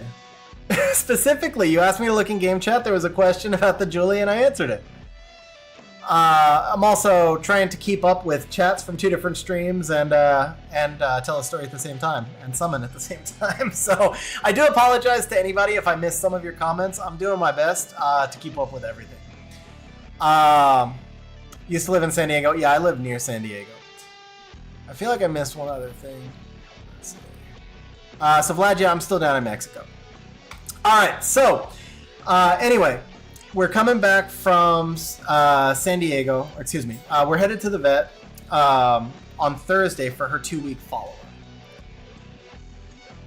All right, so let me see if I can answer your question. Okay, yeah, so unfortunately I wouldn't be able to take a full look at the monster box on stream. That's something that's a lot more time consuming. That's more for like a community help type stream. Because that would pull us in a different direction on the stream for quite a longer time. Especially because it wouldn't be fair for me to just take a look at one and not kind of look at everybody's. All right, so there's an Nat 5. Is it new or is it food? It is food. I probably should have known that. Vlad dropping the Prime sub. Vlad, thank you very much for the Prime sub, man. Very much appreciated. Vlad flexing on both sides, on YouTube and on Twitch right now. Okay, stupid Artie. Alright. Alright, so that's gonna be a feed. You don't need to dupe Chandra. Gotta find. Here we go.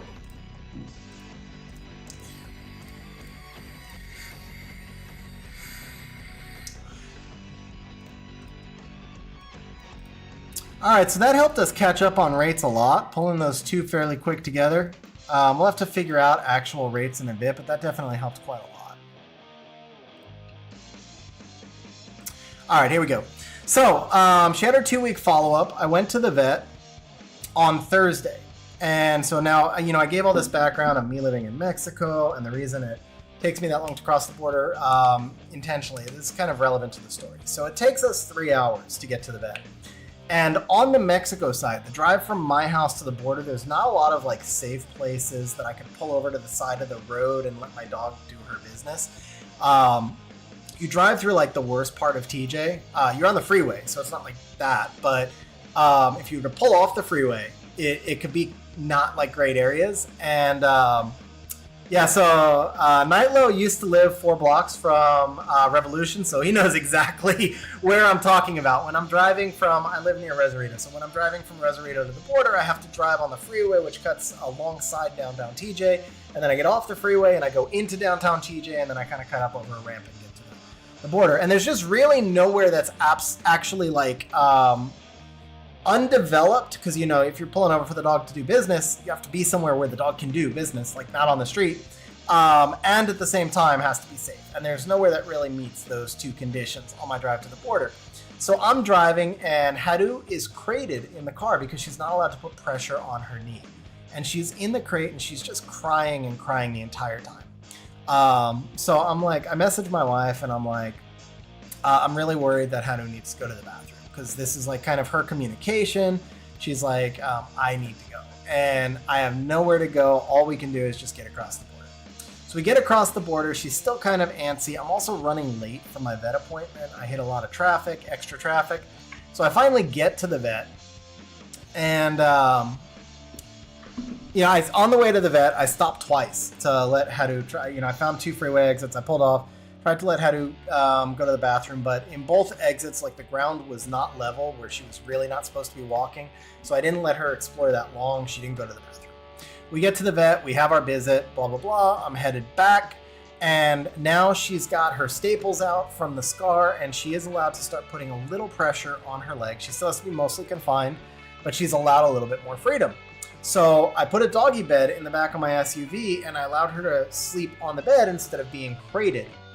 For the drive home. And we leave the vet, and I try like 2 times again for her to go to the bathroom, once out front of the vet and then once about 10 minutes into the drive, and she just won't go to the bathroom. So I get on the freeway. It's about 5 o'clock. It's rush hour. I'm headed south through San Diego in like super heavy traffic, and she just jumps up and starts running in a circle, which she absolutely cannot do because the back of the SUV is not level. I'm driving not very fast because a lot of traffic, but I'm driving on the freeway, and she's like running around and putting pressure on her knee. It's just really bad situation. I'm like kind of freaking out, and she's just like crying at me, and I'm like, Haru, lay down, and she lays down, and then she pops back up when she thinks it's been long enough, and she keeps moving around. So I'm finally like, okay, I'm gonna have to like pull over and put her back in the crate. And she's moving around so much, I'm starting to like freak out, because I'm like, she's walking, because I have the dog bed back there too, and then it's kind of slanted because it's an SUV, so she's like putting pressure on the knee in really bad ways. And I'm like, if she falls, she could blow this entire surgery. We're out like 10 grand, and she'd have to redo the surgery as a best case scenario, and worst case scenario is I don't even want to think about it. So pull over to the side of the road, and I try and put her in the crate, and she's just fighting me, and she's fighting me. And I get a little bit angry, and I'm like yelling.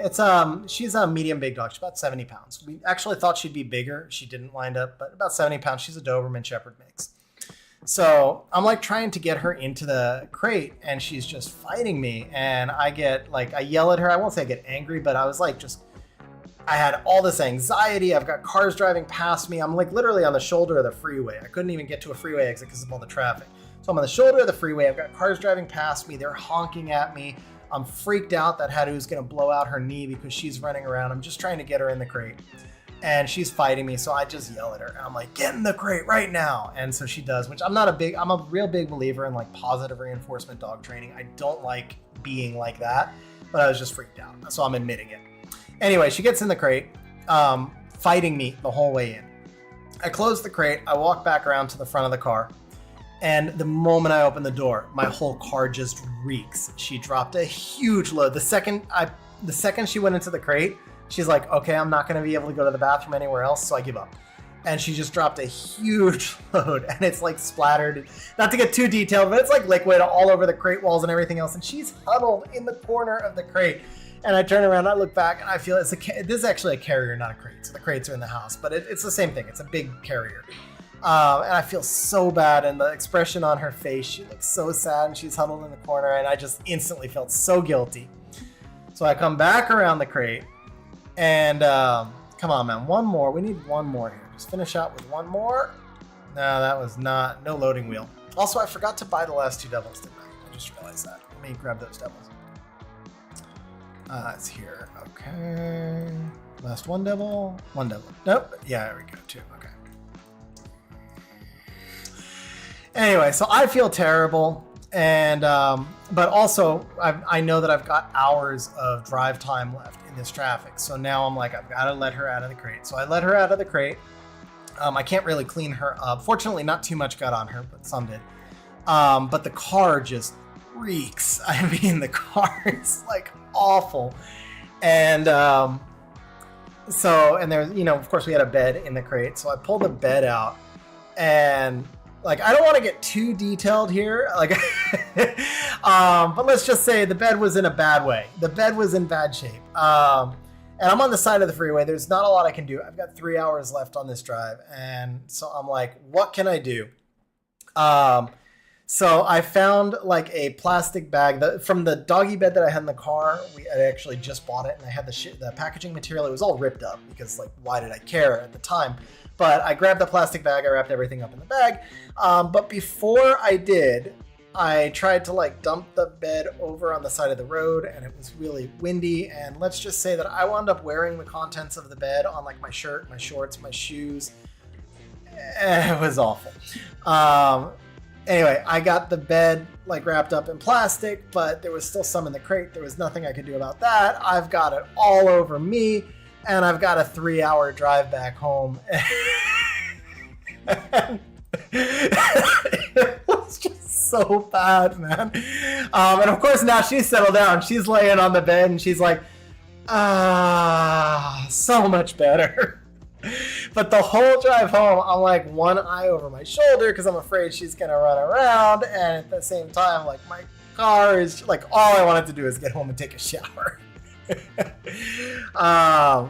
Yeah, that was a long drive home. That was a long home drive home. All right, so we are on the all attribute scrolls. Let's see. Grinding Steel Fortress. Just summon. A spider literally just dropped down from my microphone. If you guys saw me do that, that was interesting. I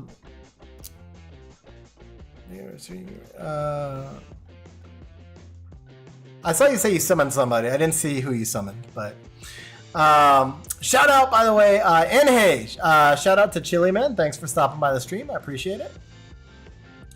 Dogs from Tennessee to Washington State. Yeah. Yeah, I mean, you know, it's just the whole surgery complicates things, because otherwise we could have, yeah, it's just the surgery really complicated things. And also the stress that I was having, like, afraid something would go wrong on the surgery. All right, let me make sure farming is going, because this is like definitely a lot drier. Yeah, if we're farming. All right, we're going to try something here. We need to change this up, because the actual things we've pulled have been pretty good overall. So, like, it's not the worst results, it's the worst excitement. It's kind of like one of those things, like when you do a big summon session like this, you're like, bro, if I just had 2 Leos at the end of the session, I'd be happy. But then when the session actually goes, and you're like, man, that's like 500 scrolls with nothing. Where is it?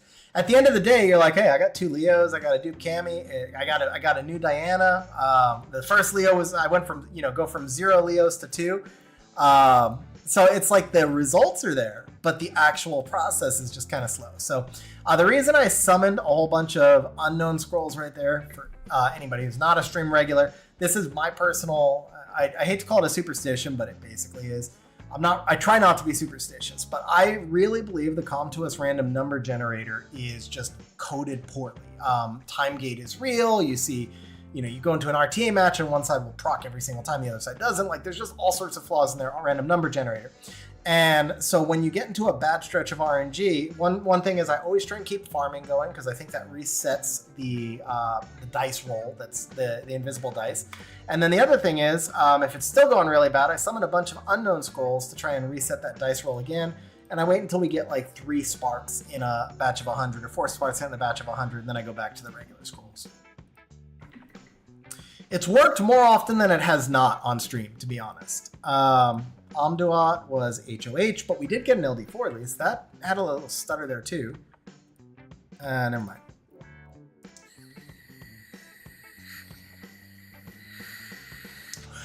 Bro, congrats on the Doomon. That was my poll last week as well. San Diego to St. Louis. Dude, that's brutal. That is brutal to go 2.5 days. Brutal for the dog to go 2.5 days.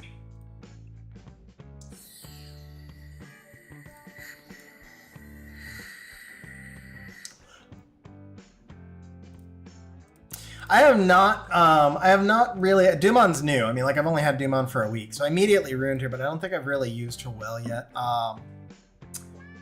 She's, is that Mirene? That'd be cool if it was Mirene, but it's not, of course not. She's doing all right. She's 2.5 weeks through, so we've got 3 very long months of recovery. Yesterday, she had a really bad day. She was crying for hours, which she has not done through the whole surgery. She's also been really dog aggressive with our other 2 dogs, which we don't know what to do about or how to deal with it. So I'm just kind of generally worried about the future. I mean, we'll retrain her, but I'm worried about her reintegration. But yeah, it's been a tough stretch. It's been a tough stretch, but we knew it would be. Like I said, I mean, you do what you got to do. She's only 2 years old, and hey, that's not new, is it? All right, well, it's our 3rd LD4, not or fourth LD4, right? 4th. Would you like a 3rd Leo? No, this one you definitely take the Zen. All right, that works, man. That works. We get something new. Now we just need something old and blue. Actually, I have no intention of marrying you. So, all right, bro. There we go. Zen is solid. Siege defense. So, like I said, we're results oriented. We're not pulling a lot of Nat 5s, but the ones we do are quality. Yeah, maybe I can borrow the Jaeger for a season. Oh, wait, what? I saw the flicker. Okay, it's not new. That's not new. So the thing here was, I saw the flicker, and I thought it would only flicker if it was LD, and I honestly thought that was going to be an LD. However, I do got to remember to buy these devils. All right, so Sagar was not new. But before we feed him, we should check your collection and see if... Okay, so you have the Carnal. You did not have Fire Bison. We can't do anything about that. Okay, so then that's definitely a feed. That feed buys us 2 blessings, although there's not kind of low odds of actually getting... Oh, yeah, no, yeah. So there's enough for 2 blessings, but it's kind of low odds of actually getting 2 Nat 5s with what's left. So we're just going to buy 1. Save the rest, possible LD scrolls or possible blessing again in the future. Or we could still pull... Well, actually, I take it back because we have the trans scroll, so we do have good odds. We do have good odds. Well, not good odds, but we have odds. Special Up's actually working. We pulled 2... We pulled a Leo for the first time, then a dupe Leo, and then we just turned down a Leo for the Zen. But 3 Leos have appeared.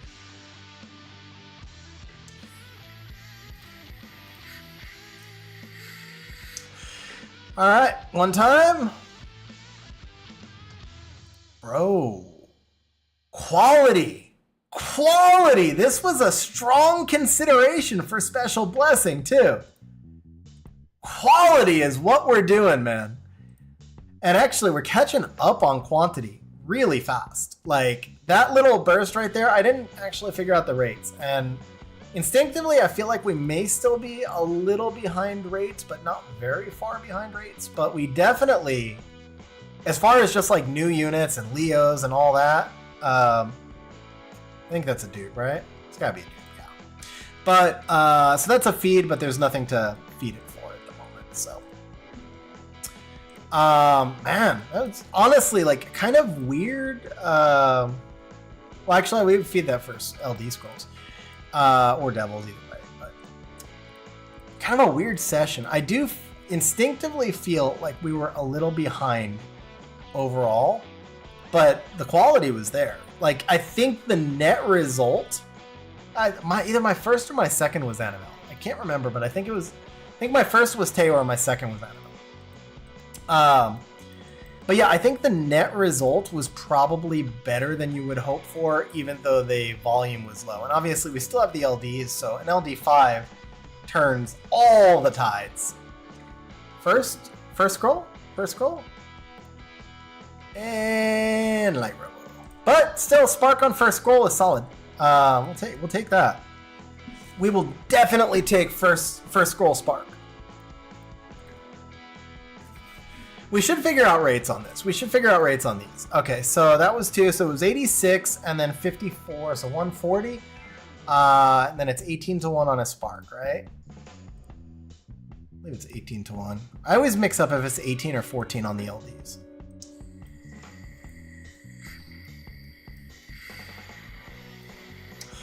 Uh, 6%, so 14. Yeah, it's 14 to 1. 60, no, excuse me. Yeah, no, it's 18. 17? 17. Yeah, 17 to 1. Just under 17. 16 and change. So with 140 scrolls, we're about 8 sparks is what we're expecting. We got 1.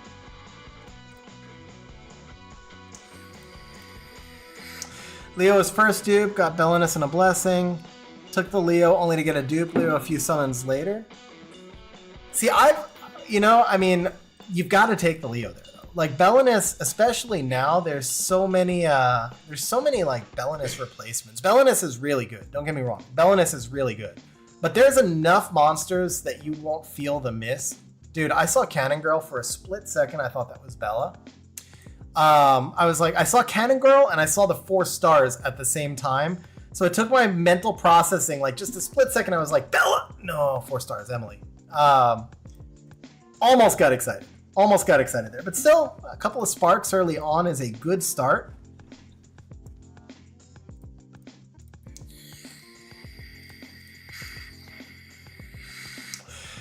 Darkrin, yes, I am still down in Mexico. I expect to be here for the foreseeable future. Don't have a lot of desire to move back. I mean, don't get me wrong, not everything's perfect. There's things that frustrate you, but that's just true everywhere. So I think we're pretty good where we're at. Ooh, that's got to be new. That's the one I said earlier. Oh no, that's the light one. Never mind. It is new, but it's the dark one. I don't have the dark one. That's like the only 2 LD4s I'm missing are the dark one and Deborah. The dark one I think is actually pretty strong, and I'm basing that just on facing the dark one in the Aspire thing, like the Towers of Aspire. One time. That's got to be new. That's light. Okay. See, she's usable. I mentioned this earlier. Like, I didn't think she was quite as strong when I first read her kit, and even on my first day of testing, I thought she was kind of insane. And then the more testing I did with her, she's not quite insane, but she is actually usable. Like, that's a monster that you should build, you should rune, and you probably will find uses for. So that's a good pull. She's just not like the triple S tier that I thought she was when I first read her kit. She's more like an S tier. But all right, so that's like 4 or 5. No, it's 5 sparks. I think that's 5 sparks already.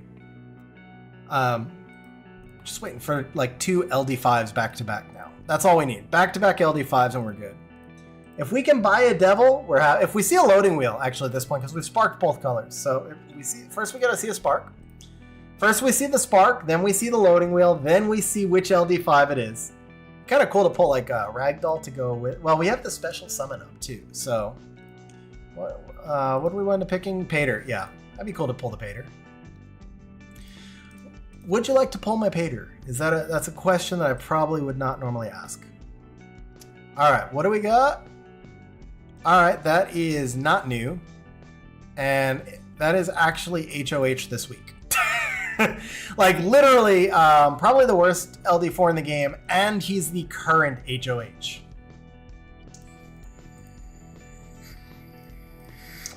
I had like 5 of him from the. I had 5 of the collab version, and then a couple more that I've pulled over time. So I've got to have like probably 15 of him actually now after the HOH. But I mean, pulling the Alicia, that's solid. And then the light dog girl, whatever her name is, she needs a buff, but there's the others in her family are pretty good. So like a small buff, I think is probably reasonable to expect that it may happen. And if it does happen, then she might be good. I don't know. I don't know where I was going with this, but I think like the wind one is interesting. The water one is good. The dark one is good. So, you know, there's hope. There's hope. I guess that's where I was going, is there's hope. All right. We'll go to 25, and if not, maybe we'll pop some unknown scrolls. Actually, let me double check farming.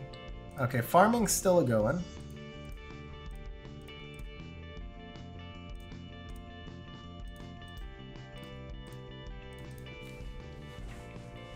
Just do like a little bit of an RNG reset thing here right now.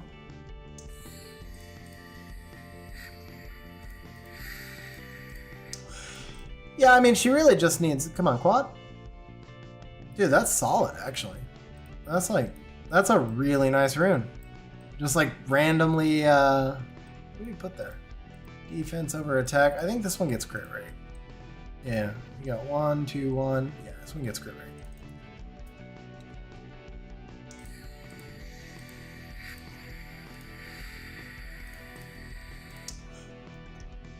All right, so reset the RNG. Now time to pull the LD.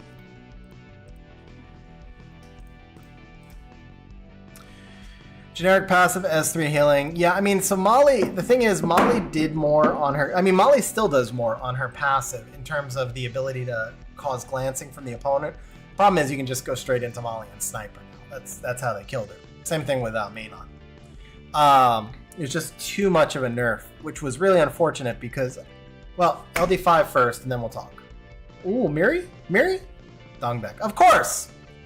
Oh, of course. Congrats, TOA Hell Dupe. But I mean, at least we're getting sparks. At least it's not dry. I think we've actually already hit rates. I think that was 7. It was either 6 or 7. So we are getting the excitement. We're just not getting as much of the results. I mean, the Alicia was probably the one truly notable pull so far. Still got over 50 scrolls left, though. Only takes 15 to pull 3 LD5s. Just saying, it can happen. I think Jubagel did 4 on stream a while back. You guys remember that video where he pulled like the Narsha before she got buffed, and then like four total in like 100 scrolls, and then he got all pissed off at the person he was summoning for. Alan calling next lightning LD5. We will take it, bro. We will absolutely take it. Can we get one more spark out of the scrolls? That's what we're looking for right now. One more spark out of the next 4. Alright, you know what? When it starts giving you like that instant skip button, that's when you know it's just like in a really bad spot. Yeah, look at that. 100 without a single spark. 200 without a spark. Only 2 sparks. 2 sparks. Let's get it back into a good RNG position. Just seems really, really dry right now.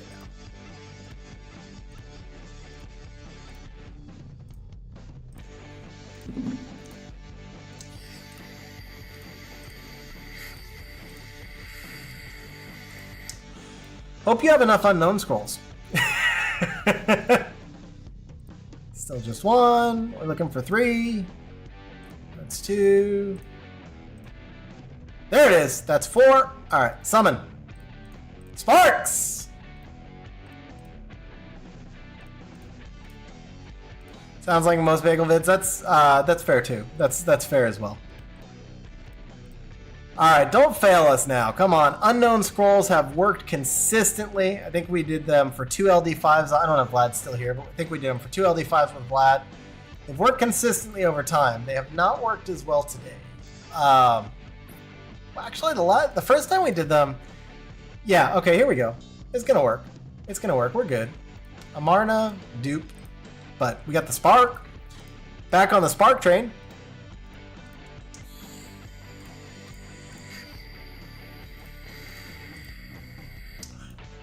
Just a reminder, guys, if you're enjoying the content, by the way, please remember to follow.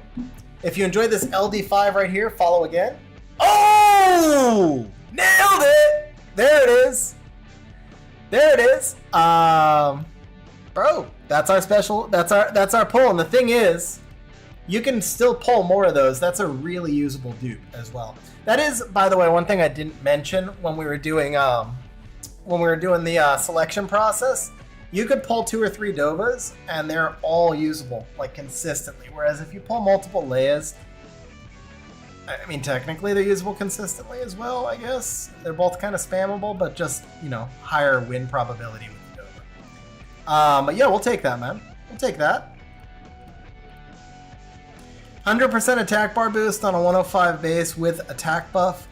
Definitely a solid pull. Alright, what do we have left? Like 18? Enough for 2 more sparks if we're lucky. 1 LD5 and 1 Dark Dog Girl, maybe. So I would say like the Unknown Scrolls didn't completely fail us. We did get 2 sparks, and one of them was the Dova. Alright, down to 9. Come on, baby. Come on. One time. 6. We try one more. Let's try one more batch. We'll try this one more time. Try this one more time. Where are they? There we go. See, guys, I could have advertised like 3,000 scrolls because we've summoned 3,000 unknowns. Yeah, look at that. It's all dry again.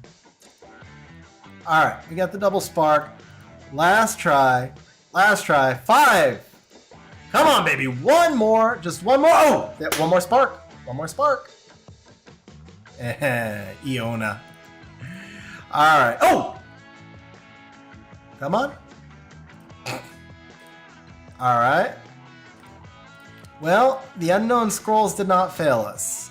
The random monster selection did.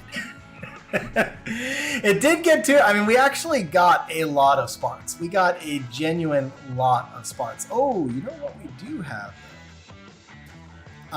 You know what we do actually have is a question. Do you want, like, see, the thing is, like, it's hard for me to justify the LD scrolls because devils probably make more sense for you. Devils or blessings probably make more sense for you. So yeah, I don't think we can do it through LD scrolls. What we could do is, if you haven't bought these yet, looks like you did though. Yeah. All right, never mind. All right, so we're done with that. All right, so now we've got reapps.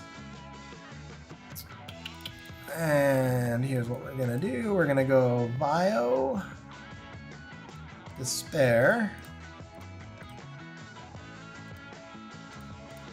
Do we? Let's start by seeing if we have reapps marked. Yeah, we do have reapps marked. Okay.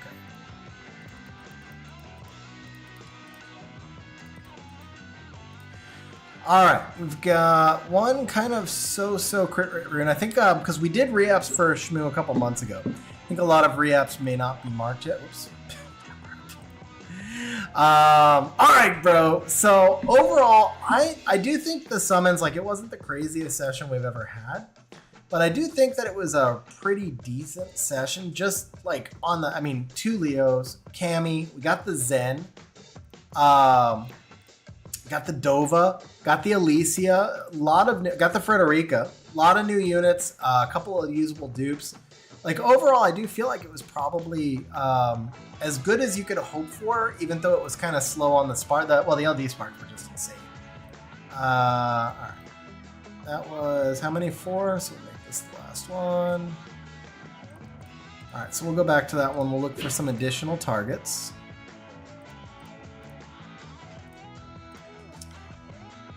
Okay. Oops. Let's start with slot 6. That one's borderline, but I think that's worth marking as a re-up. That's a solid re-up target. Okay, that's solid. It'll be like 27 speed. We'll put it on one of the new units. That was almost an OP Byung-Chul re-up. Although the resistance, you don't do a lot of resistance Byung-Chuls, but... And he doesn't need crit rate anyway. Never mind. That was like more like a... Hold up. Yeah, but having to keep... No, just only having one. Yeah, no. The first two were pretty. Okay, we're good now. We are good now. If I see cells go ahead, we'll do. All right, now this one is tricky. Do we gem the crit rate or do we re-gem the speed? I feel like we re-gem the crit rate because you can run a slow rune on a 239 build, especially in the speed lead meta. You have plenty of 239 builds. There's a lot of monsters where this would work out nicely, but most of them are going to want some level of defense because the 22% is attack, but great for Vigor, it's great for Byung-Chul, and then again, Byung-Chul wouldn't even need the crit rate. Vigor would, but you could run, Vigor is usually run on a crit rate slot 4 anyway. Yeah, I think the correct gem here is actually defense, because you're giving up 16% defense for like 2 speed if you regem speed, so it's kind of a no-brainer. It's not a no-brainer. It's a little on the line, but it's definitely lots of gems too. Nice. Yeah, this is definitely the play here, though.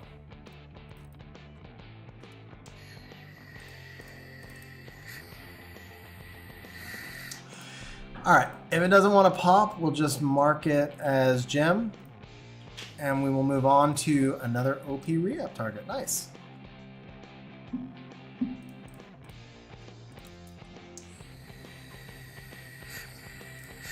And another OP re-up. All right, so re-up's going pretty good so far. Maybe not. All right, OP is a little bit of a stretch because it technically is missing a roll, but it's still a sexy rune. It's probably like probably a really low triple on the speed, but still 21 speed, triple grindable, all stats in place. I mean, that's a beast of a rune. That's a beast of a rune. You don't have a save market, huh? Okay. Can we change? No, because you'd have to rechange all your marks. Okay, so we'll leave that one alone. That one's fine. Man, re-up targets are just like right there in a row. It's really nice.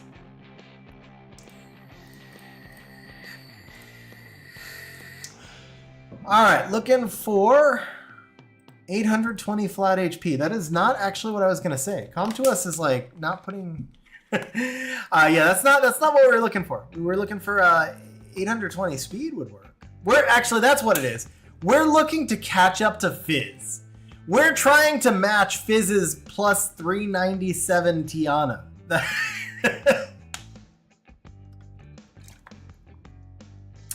That could have been speed 21. I guess it couldn't have been because you have 2 rolls here and everything else, but would have been nice if it was speed 21.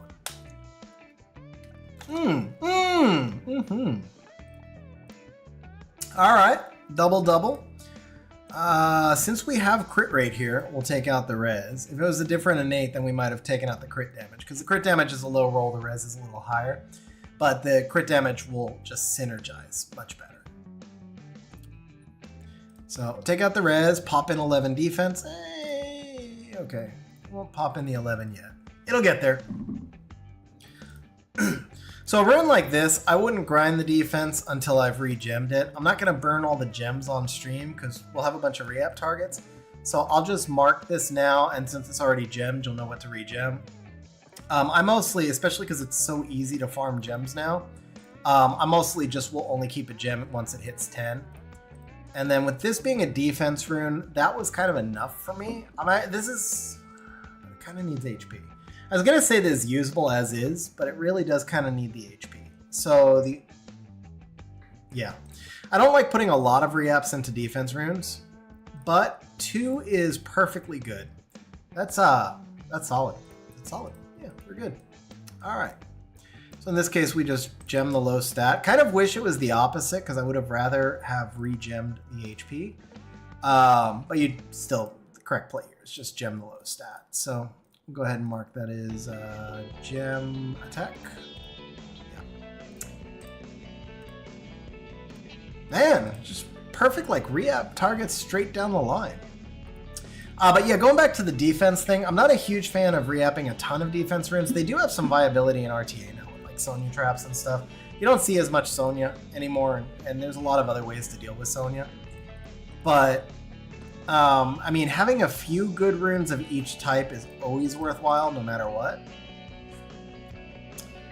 It's kind of a shame. If this was just like rolled into speed, it would have been perfect. Okay, we're like, every rune we've re-upped so far has been, I think the lowest has been 15 speed. Okay, Schmu asked, since he's never had Leo, how does he rune him? I am actually going to show you guys real quick how to rune a Leo. And then I can just run this one for you. I'll do this one runing for you, Schmu. On the, I'll let the optimizer run while we're doing the re-ups.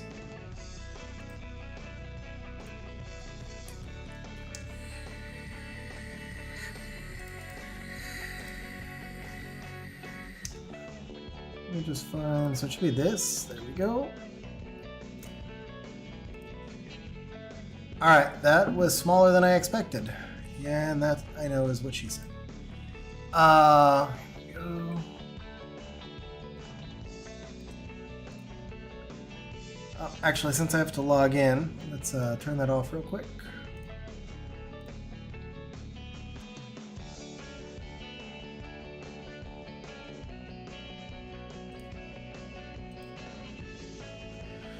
All right, so as far as the Leo runing goes, this is how I would rune.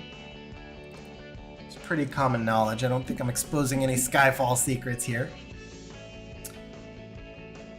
Generally speaking, you just want him in the absolute tankiest build you can make. It should be Shield Will. Shield Double Will.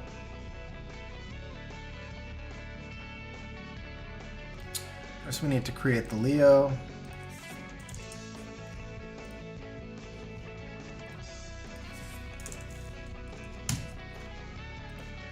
So you would just go shield, will, and then we're just going to go HP, HP, HP.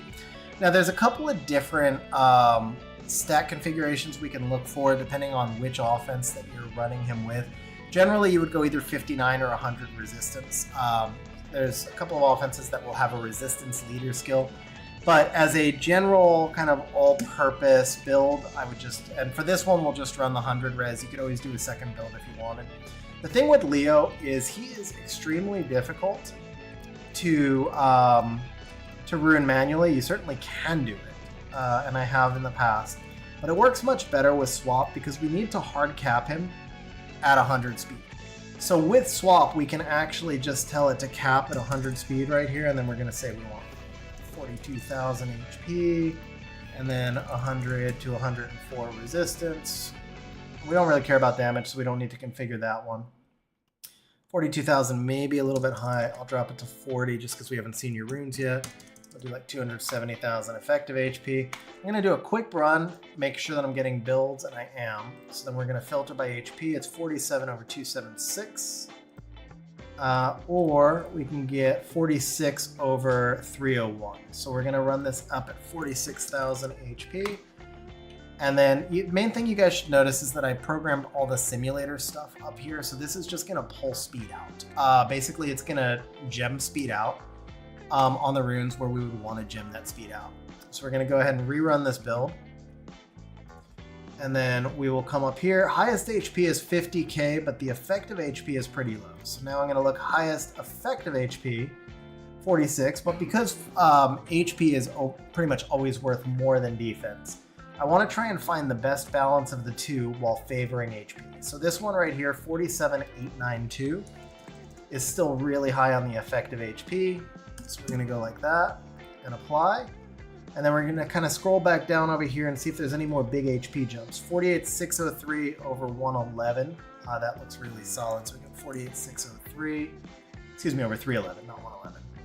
And then we kind of scroll down here and we can see now we're going to drop about 10k effective HP on this column.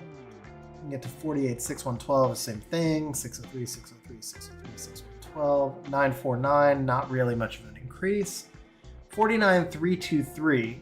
So we're gaining 700 HP in exchange for about 100 defense. Not the greatest trade at that point. Now the last thing we want to figure is that it is nice if Leo has some accuracy. We don't really care about damage stats at all. but we would like him to have some accuracy. So if I check this column, 33 accuracy gets me 49k over 285. That's pretty solid. So now I can bring this up to 285 right here.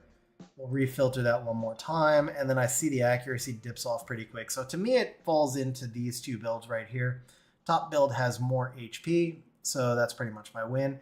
Now the last thing I have to do is make sure that none of these runes that it wants me to gem out are runes that I have to make sure they're all runes I'm willing to gem the speed out of. Like I don't want to mess up a rune permanently, because you will upgrade your Leo over time. So for example, if we look at this shield rune right here, this is a 20 speed rune, rune 1808. We're not willing to gem 20 speed out just to make a Leo build. So now we're going to come back over here. We're going to exclude rune 1808.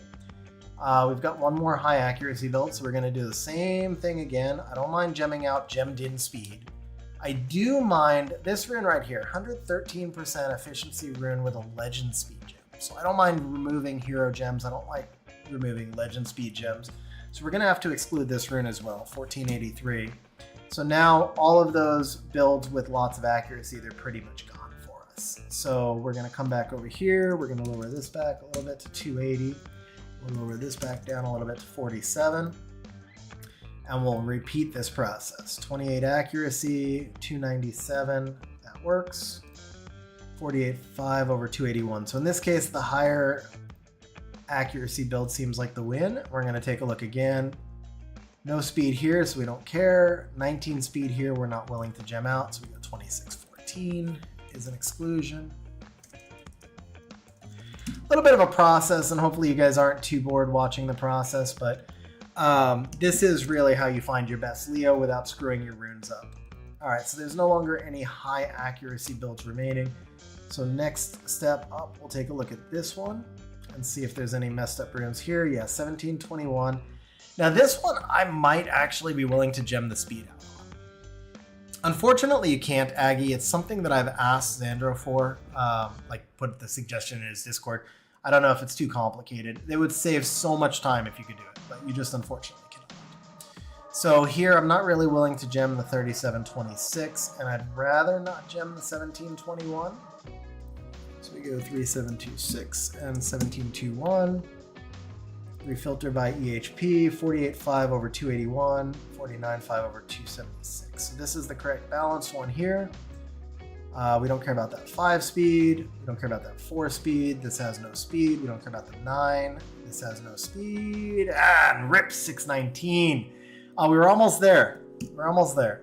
All right, do this one more time. EHPs are all the same, so we'll go by HP. 13 accuracy here looks solid. 22 speed, we can't gem out, so we exclude 4028.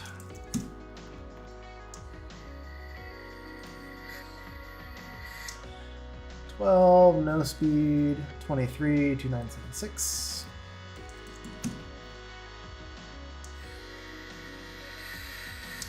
Sergio, this is Summoner's War Optimizer. Summoner, are you still here, bro? I apologize. I read your question. I was going to actually answer you, and then I got distracted. I think we had a spark.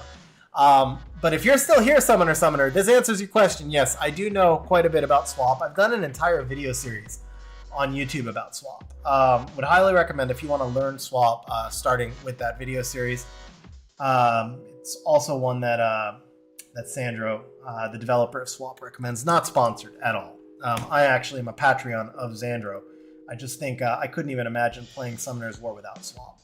So here, this 80 crit damage is kind of disproportionate. So we're going to come over here. What up, Pipavin? How you doing, bro? All right. No speed, 12 speed, 5 speed, 11 speed, unrolled, 4169. Killing me, man. You're just killing me here, Swap. All right. Let's bring this up a little bit higher, and we'll do that. I might have to rerun this one now.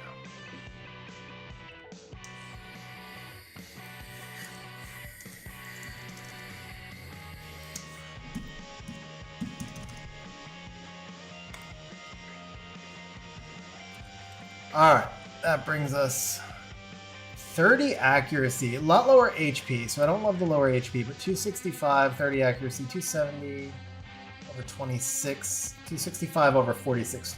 Okay, this one's not bad. Can we use this one yet? No speed, Gem speed, fine. 9 speed I can deal with. Do I have to mess up the rune? I don't actually. So if we look at this slot 4 here, has attack percent, defense percent.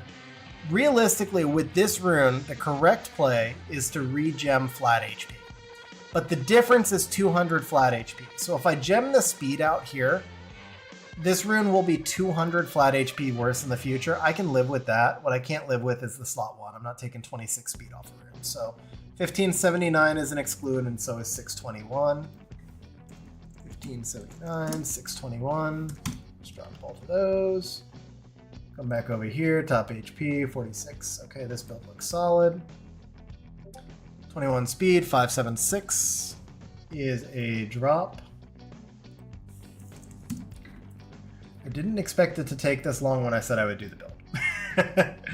All right, everything's the same there. So we got 2 more that we can look at. About 1000 HP that we're losing, same effective HP. 2280 is a drop. And 2565 is a drop. 2280, 2565.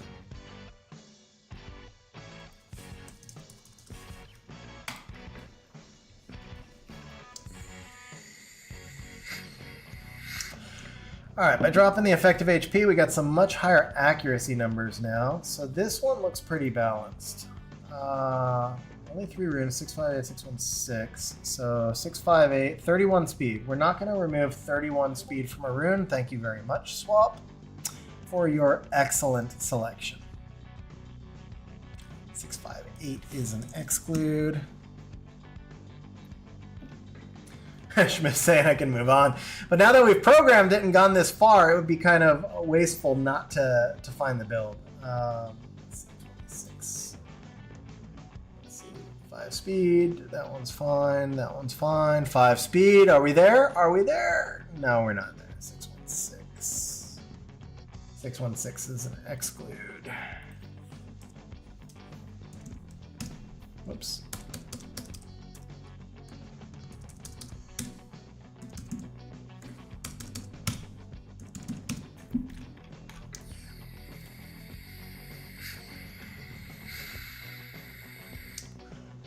One 719 is an exclude.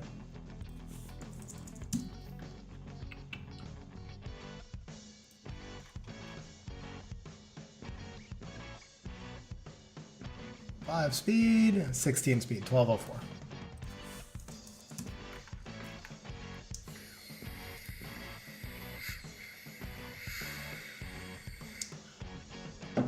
Six 115. Exclude, 1691, exclude. Okay.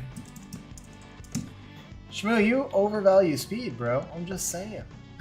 Gem flat HP instead of damage stats on this kind of Leo. Yeah, you would want this kind of Leo to be as tanky as you can make it. The idea here is basically just we don't want to screw up a rune that...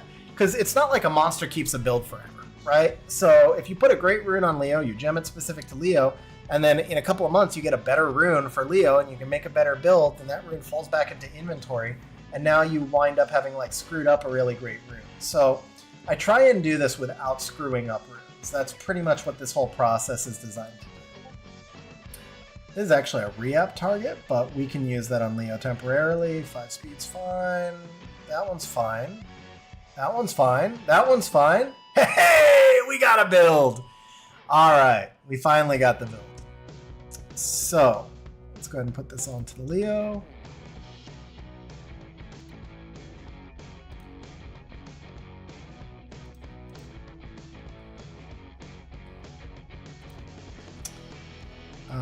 There we go. All right.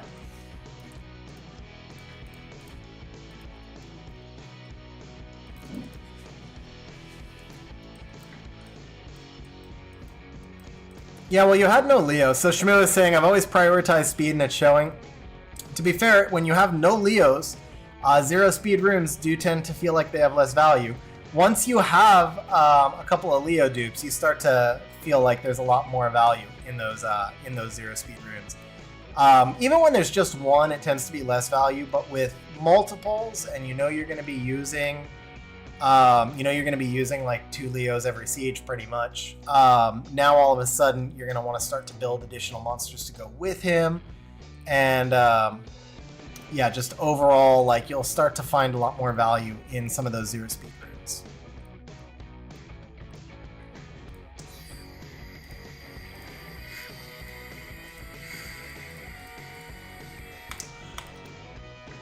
Now I have 1 Leo skilled up. That's mainly for RTA. I would probably recommend you skilling this Leo up as well, but we won't do that on today's stream. We're gonna do the yeah, this would be ideal for a Fang Leo.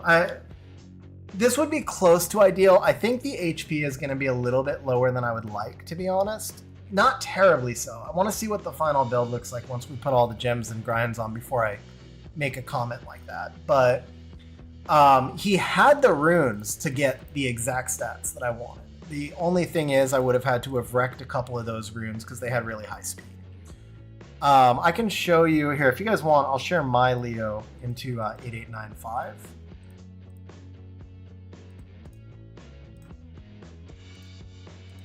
If you guys want to see what my Leo would look like. So I can tell you, I'm looking at my Leo now. So my Leo is 52k HP, 1500 defense with some AC and res. And then I shared it into 8895. So that's what my Leo actually looks like. So that's kind of, I'm happy with my build. So that's the goal that we're looking for, more or less. Oops. I think we'll come out a little bit under that, but again, not terribly so. Like, it's reasonably close. Will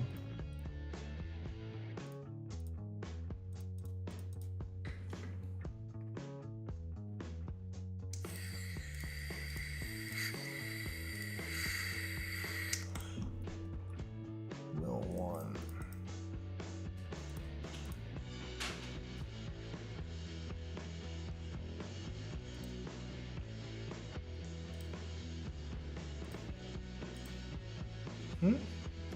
It's supposed to be a 30% HP. Oh, I'm not by sub-property. There we go.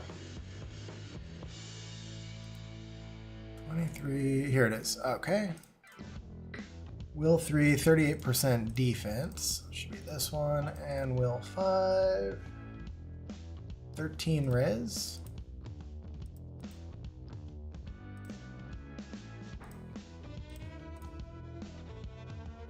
This one. There we go. Okay.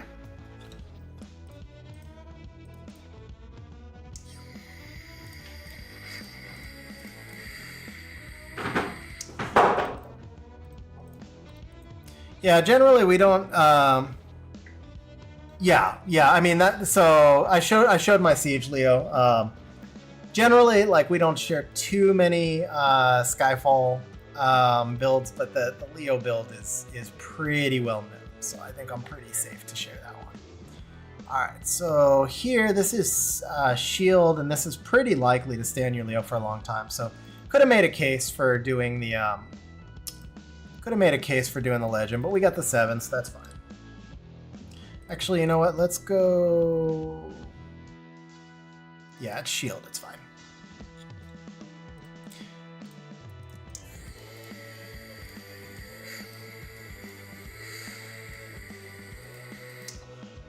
Speed, crit rate, speed.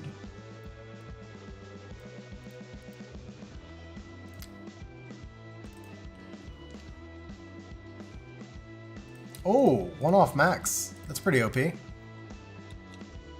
on stream, bro. It's shared. It's fully shared. Oh, come on. All right. Well, we'll leave that there then. No, but that's what I'm saying is it's all good for our purposes here. So this is a Reapp target in the future. Actually, no, this is a sell target in the future. Sure, this is hero. But for right now, we'll throw some resistance onto it. It's weird. It wants me to gem resistance onto a will rune, but I don't see. Oh, that's because it's not will. Never mind. Here we go. Yeah, the res would go here. Okay. Yeah, that rune already had res, actually. Duh. All right, so then our res is good. So now, just curious, how much res are we over? We're 2 res over. Are we gemming res anywhere else? Not there. Not there. Okay, so then yeah, we would have to leave that resistance there. We'll gem in defense. Yeah, like I said, I mean, this rune you just sell when you're done. It was already a bad rune, so I have no problems just kind of tailoring this to Leo. It's shield, so I don't really care about like hammering legends in. I just care about the legends not actually ever landing. That's kind of irritating. About that. Let's do that.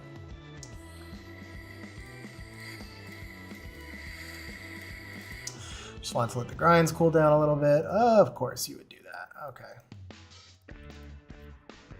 But since I don't imagine you'll change this build for the foreseeable future, like you will at some point, obviously, but not for a while since we did heavily optimize it, it means it's a build that's going to get used so many times that you just really want to maximize the value that you get out of it. All right, I think we have to go flat defense because we don't have flat HP. So or we could go accuracy. So you don't get that much. Well, we do have flat HP here. Actually, we'll take the flat HP. Even though it's kind of low, it's better than nothing.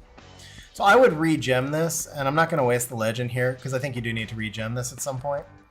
I would regem this for more flat HP when you can. Of course, we get high roll on the hero, so it's not that bad now. Okay, that's solid. The attack is totally irrelevant for him, but I mean, why run out a monster that's not... it's not grinded.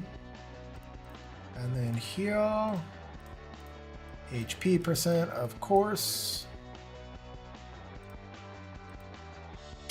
Doesn't really matter. This is going to be a re-app in the future. But for the time being, this will be your Leo room, so. In this case, I left the flat attack because the Leo doesn't have much crit rate. So you'll get, I mean, it's teeny tiny bits of damage that really are not relevant at all. But you'll get more value from the attack because he's not going to crit that often. That's the reason I left flat attack, if anyone's wondering. All right, that's good enough. So now we're going to go HP, and then usually you're going to have him tanking some sort of fire, so we'll go damage down fire. And then here we just go with like your best, we could go S3 accuracy or crit damage down, either one. Speed plus, no, definitely not. Speed up effect, we don't need. S3 accuracy, 15. S3 ac 14. Some add, okay, this will work.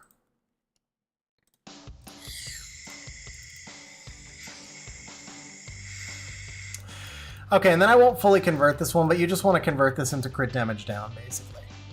Oh. A higher crit damage down if you can get it, but that's pretty much what you want. So that is your Leo. So plus 37.3 and 965. Good resistance. Got the accuracy in the end. You can compare that to mine. Got 3k less. Same defense. A little bit more accuracy. So, you know, ideally about 3k more HP. But, well, ideally infinitely more. Like, I'm not saying I have the best Leo either. That's just the Leo I use. The tankier he can be, the better. But this is definitely how I would build your Leo, and I'm pretty confident this is about the best we can do right now without messing up a bunch of runes. Just make sure. Unable to proceed due to reaching the max number of runes in inventory. Okay, I assume that you have not saved runes recently, so we'll leave that alone. And we're going to move back to the re-ups now.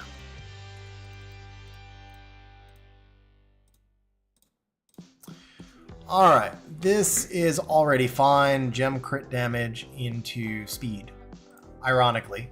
Ironically enough, but yeah, this is just a gem crit damage into speed.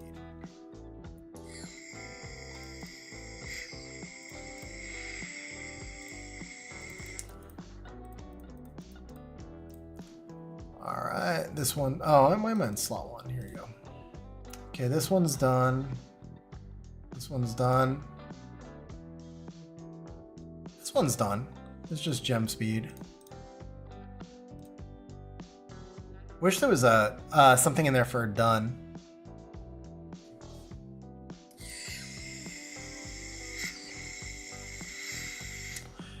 Alright, so this one is just gem defense. This is gem speed. This you can make a case to re-app. Without the innate, it's not our primary target. This is done. This technically you want to regem the attack here, but the rune itself is done. This would be gem speed over flat HP or AC. That's a tricky one. I think here you gem speed over the accuracy. It's a little counterintuitive because this is a high roll and this is a low roll. But if you think about what it's going to look like once it's grinded and how the overall rune is going to synergize. So the thing here is this is easily going to be your tankiest slot 6, and it's got speed to go with it. Okay, I am just not going to use another legend grind today because screw these grinds, man. I would legend grind this. I would definitely legend grind this. Be honest, I was saying gem speed. I obviously meant gem attack. To be honest, I almost feel like you could gem flat defense here. With how tanky this rune is, this is just like a premium support rune. So that's actually what I would do. I would gem flat defense onto this rune. I mean, it's flexible because this stat can always be regemmed into anything, right? So if you put this on a monster that later wants attack percent, you put attack percent there, it's totally fine.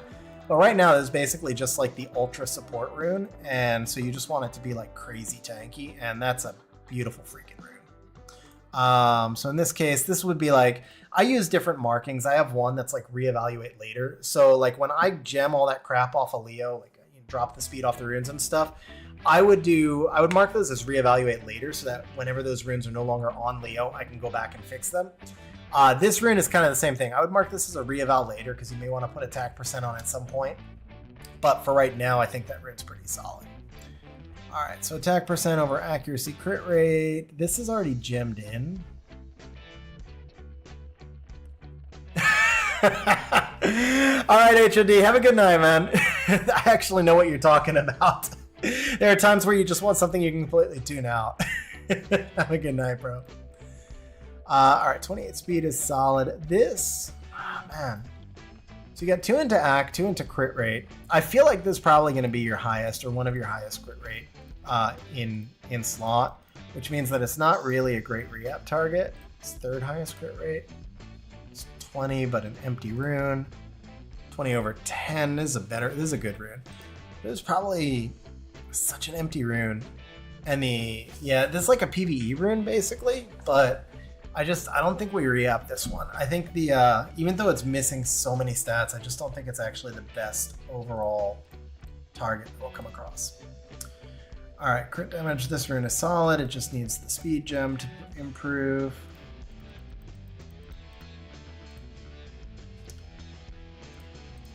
You can make a case to re-app that later, but not without the innate. We're not going to do it at the moment.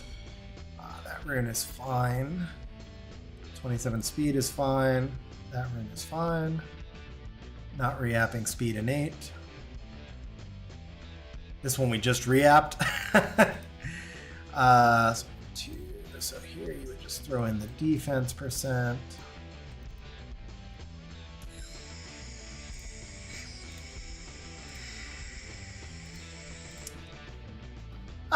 There you go. Flexing on base 12, man. Flexing on base 12. Thought I saw that scroll by. Alright, speed. That rune is solid. This needs to be grinded.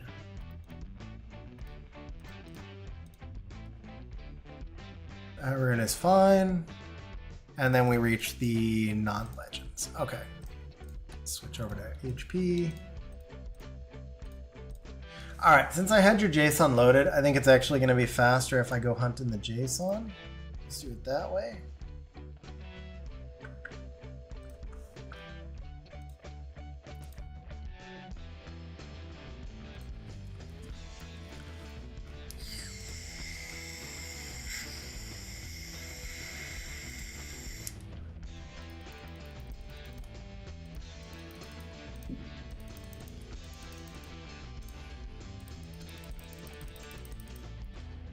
And I'm sure a lot of you guys have seen this 100 times by now, but I will, I'll show the loading real quick one time. So when I'm looking for runes that I want to re-app, we're going to go Bio, Will, Swift, Despair. We're going to say we want slot 2, 4, 6. We want stats that are not... At this point, by the way, guys, I would just recommend, with how easy it's gotten to get runes and everything else, I would recommend only ever re-upping slots 2, 4, 6. Probably was a case that always should have been the case. The only exception is if you just have one slot that is like crazy slow and all your other slots are fast. Like if you just have a glaring need, then you could re-up a slot 1, 3, or 5. But for the most part, I feel like, or I guess if you spend a lot on the game and you have access to a lot of re-apps, then you can re-up some slot 1, 3, 5. But let me just show you real quick here. If you look and swap at the charts, this is what most people will look like. 780. Actually, Schmu is very well balanced. This is not what mine or most people will have about 200 more runes in the slots 1, 6, and 1, 3, 5 than they do in the others. If we look at stat distribution, all right, yeah. Now Schmu's pretty well balanced. It doesn't tell us what the quality is though. I think can I do it here? Yeah. I'll use runes 12 or higher. Okay, so now if we check rolled runes, you can see still 776 slot 1 versus 613 slot 6. It's just the nature of when you farm in Summoner's War. You wind up with a lot more slot 1s and 3s than you do with 4s and 6s, so you generally want to focus your re-ups more on the 4s and 6s especially, and then like speed and HP slot 2. Alright, so we are going to say nothing over 105% efficiency. We are going to say, obviously, only 6-star runes. We're looking for only legend runes. And then it should be no innate, no speed, no attack, no HP. On slot 2, 4, 6, 119 runes match that description. Let's get rid of anything that's like super fast. We're not going to re-app any of these runes. 22 speed rune with no stats, but it's a swift slot 4 attack, so we're not doing that. Spare 6 accuracy. Why is this so low? I would have expected higher efficiency from that. That one actually could be a target, to be fair. That could actually be a real target. Even though it has 22 speed, it's really only 18 plus 4, and it's missing just a lot of rolls. I think we gemmed out a roll here somewhere. Alright, so that gets rid of a lot, so now we can come down here. There's a Swift Slot 2 attack. This is actually a real re-up target. I don't know if it's a real re-up target for us today, but Swift Slot 2 attack serves an actual real value. The problem is that on that rune, you are speed chasing, and we're not really looking to speed chase today. So I'm just going to mark it as re-up. It's over in inventory. Is it already marked re-up? Oh, it has no speed. That's what it is. Okay, HP plus. So it's Swift Slot 2 attack percent. It's plus 12 with 520 HP plus. It's not filtered. No idea where this rune went. It's your account, right? Yeah, this is your account. Hell? Alright. Definitely Swift Slot 2. Definitely main stat attack. Has 12 flat attack, 41 defense. Let's try a flat attack. Make no sense. I have no idea. I have absolutely no idea. Alright, we'll just move on to the next one then. Bio 6 defense. I feel like we actually did this one already. It shouldn't be ancient because I have it marked as no ancients. And also I'm not filtering out like ancient only. It's just nothing there.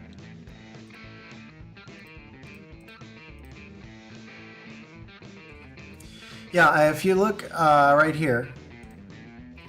So Swift Slot 2 attack percent, innate stat accuracy, it's flat attack, flat defense, flat HP, which is not there. Really weird. Really weird. I have no idea, but we will just move on. So there's a Will 4 attack that's really bad. Let's move to that one next. Fortunately, we did a bunch of these Vile ones already.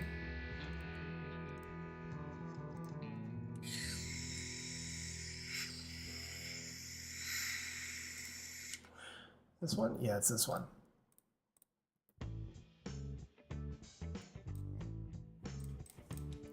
Technically right side's better, but neither side is usable, so it's totally irrelevant.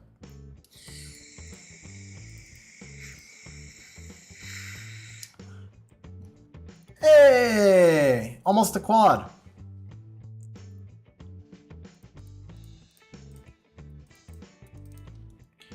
People ask on stream sometimes also like why re-up flat attack slot 4. You don't need a lot of them. You honestly don't need a lot of them, but you do need a few. Monsters like Kinky and Cocky, Fuki all want slot at 4 attack. Nikki, LD5, obviously not exactly prevalent for everybody, but Nikki needs them. Dominic needs them. So there are a fair number of monsters that would use a slot 4 attack. You just don't need as many of them as you would like a slot 6 HP or something. Still, if this doesn't hit, we will just come back to this one later. It's too efficient. So we're going to go ahead and mark this as re-app. But I don't like putting too many re-apps into any one given rune. There's a Swift slot 6 HP that I'm not going to mess with. That's just speed chasing, but there is a Swift 6 attack. Now those runes have a lot more value. So this is on her, I believe. Yeah. So the thing with this is this does not have to be straight speed chase. We'll take anything with high crit rate, crit damage, or speed. All of those are viable. Whereas if we did HP, like you would only ever use a Swift HP if it was just your fastest or one of your fastest in the slot. There's a couple of exceptions, like maybe on a Jemire or something, but it's pretty niche. You don't need a lot of Swift 6 HP. You do need a lot of Swift 6 attack. And like I said, any kind of offensive stat will work well on this rune, but first we need something to actually land. Maybe, okay. That's kind of borderline. That's kind of borderline. The HP doesn't really serve a lot of value here. It's not the worst rune ever. It's kind of like right on the edge, but I don't know that I need to go further until we see if there's more targets. So we'll mark it re-up, but we'll move along. All right, there is a Vio 6 HP that I'm reasonably certain we already re-upped because we did like 3 of these at the start. 53 flat attack. Okay, yeah, this one's done already. Next, there is a Vio 6 defense that I also feel like 47 flat attack. I feel like we did this one as well. Yeah, we did. So we mark that out of the list. All right. So now there's a Vio Swift. Okay, yeah, the Swift 6 HPs we're just not going to do. I can mark those. We're going to mark those as re-up just so that you know they're there for later. 6 res innate is the one that we just saw, so that's this. Alright, Vio 4 defense percent. This one may not, it's not efficient, but it's not efficient because it's not grinded. This is not the rune I was looking for, but this is a target. So let me find this 6 resonate. Let me find this in the list and we'll go ahead and re-up this one since we landed on it. 6, 4, 5, 5. Here it is. That's not the one. That's weird.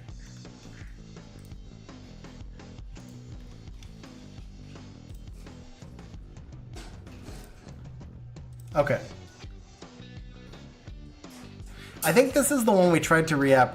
Oh, got it. No, that's a...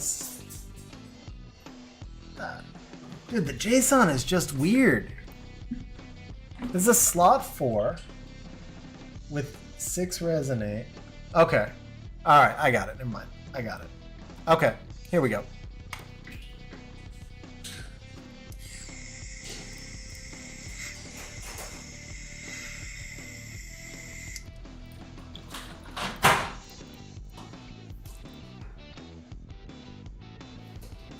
That's not a quad, but close to a quad.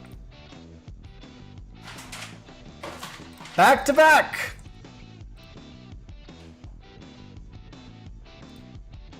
That's better. It's not great. If the attack were like flat HP, I would have been okay with it. Alright. So re-ups are kind of dry now. Of course, we started with like a whole bunch of 15 to 17 speed runes. Okay, so this is kind of like so-so. Honestly, I gem HP over the crit rate, and I know that makes it a hero rune, but this is a max roll, this is a max double, this is high right here, and the thing is, slot 4 defense just really doesn't need crit rate, and you can always gem 9 crit rate back in. And you just don't want to put that many re-ups into slot 4 defense. So this is a very usable rune as it is. Just throw some HP over crit rate, and I think it's a solid usable rune. So we can knock that one off the list. Vial 4 defense percent on your Fang, 22 crit rate. So thing here is like, first of all, this is only a 95% rune. In Modern Summoner's War, if you're trying to compete at G3, your runes need to either have more stats or insane, because keep in mind, efficiency is just a measurement of how many stats are on a rune. It doesn't mean anything for some runes. Like a Swift slot 6 attack that triples into flat attack is actually potentially really good, even though the efficiency is like negative. But it's a measure of how many stats are on a rune. So Aggie's saying this should have attack percent over speed. The thing is, Fang doesn't really need crit rate. Fang needs survivability. So if you're going with like a Fang with a Leo, we want that Fang build to be kind of like the Leo build was. We don't care about crit rate. We don't care about crit damage. We want him to be ultra tanky with 100 res. And there's very, very few monsters that would want 22 crit rate on a slot 4 defense. The monsters that come to mind for me would be something like Manon, maybe Veligil, maybe. Those monsters would enjoy like a really high crit rate slot 4 defense rune, but the problem is both of those monsters need to be tankier as well. A 7% HP sub with gemmed in speed just doesn't do that much for them. And in both cases, they would also want attack percent also. So even though this is a triple, it's just literally a useless rune that would never land on anybody. So for that reason, I am fully comfortable doing a re-up into, of course, 26 crit damage, which is even more useless than 22 crit rate. So we're not going to break the done rune there.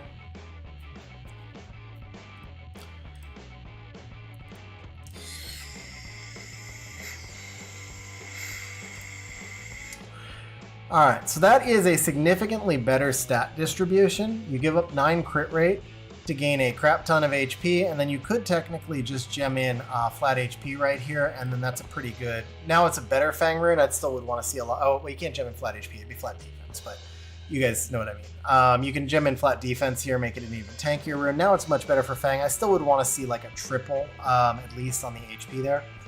But this is much more usable than it was before with the additional HP. So at this point, I'm comfortable with saying let's mark this re-app because I don't know that it's fully done. Like I could go back to it, but because defense percent's not my favorite, and because it does have some use case now, I'm okay with just saying like maybe we'll re-app it later, maybe we won't, but we can move on from it for now. Alright, so let's look for some HP percent runes because all these defense percent runes are not necessarily where we want to be. Vio 646 flat defense. I believe that one is already done. 47, 39. Yeah, we did that one earlier. Okay, Vio 6 with 21 res and 41 flat attack. That's... Oops. This one. No, definitely not this one. That. 6 HP, 41. Oh, you know what? I think we did that one also already. There's an inventory rune with 5 crit rate and 8.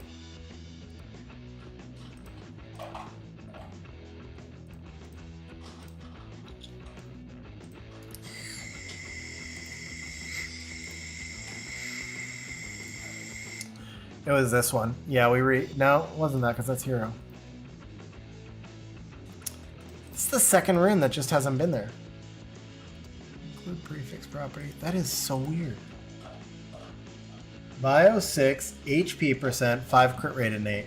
Like, this was your current JSON, right? I mean, it should have just pulled when I logged in. JSON from 6:17 at 7:16 p.m. Yeah. Okay.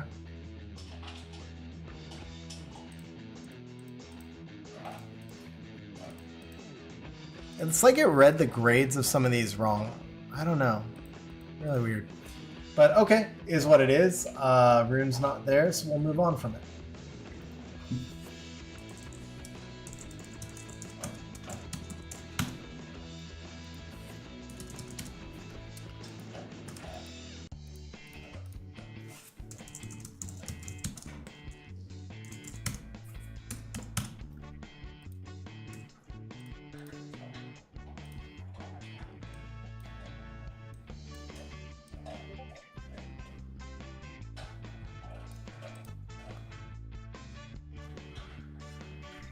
Right, so the reason, so Schmu said maybe we re-up that one before, and that's true. The reason that I was filtering for crit rate is because the crit rate was the innate. And so I double checked, I'm including prefix property, filtered by crit rate. So it should be a legend rune with 5 crit rate innate.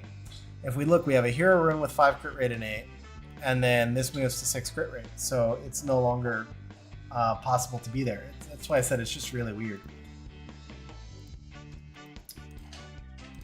And I may have accidentally... Okay, yeah, so we gotta go unlocked. There we go. But we're just going to take that out of the list, and I don't know. Strange, but if the rune's not there, we can't re-app it, so we'll move on to the next one.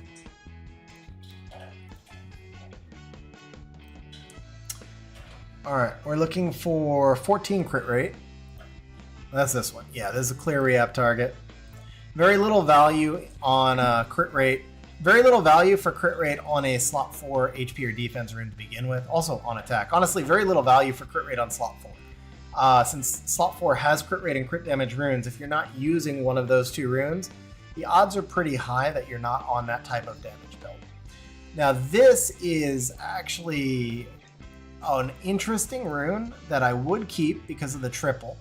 The crit rate gains a little bit of value with the HP here. But specifically where I could see a rune like this working is in some niche Ultra Tank Diana builds or Ultra Tank Camilla builds. Where Camilla really wants that attack percent, but maybe you're trying to tank a CR or something. It's good enough overall to keep because it's got a really high, it's mostly high rolls. It's a high triple and then mid on the crit rates. So it's nice and efficient. The 27 attack is a lot more useful than having a really high crit rate rune.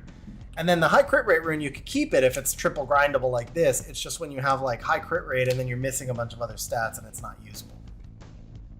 So I'm happy enough with that one. So 4 HP, we're not re-apping. Will 4 HP, 24% defense. This rune, that rune's just really good.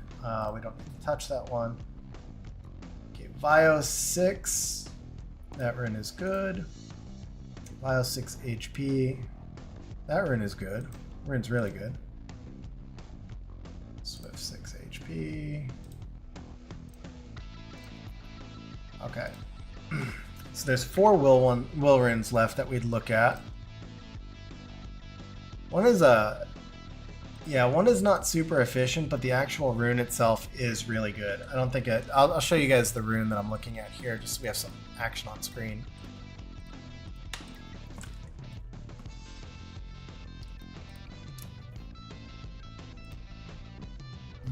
Well, that rune is really good, but that's not what I was looking for.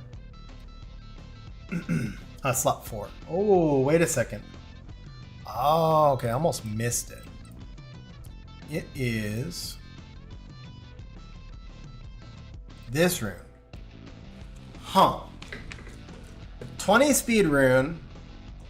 Not really much in the way of useful stats, but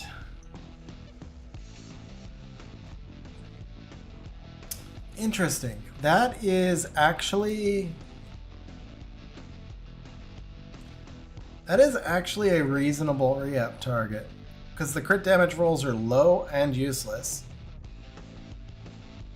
Attack percent or resistance would both be better. Flat HP would be better. Like the crit damage just has no value.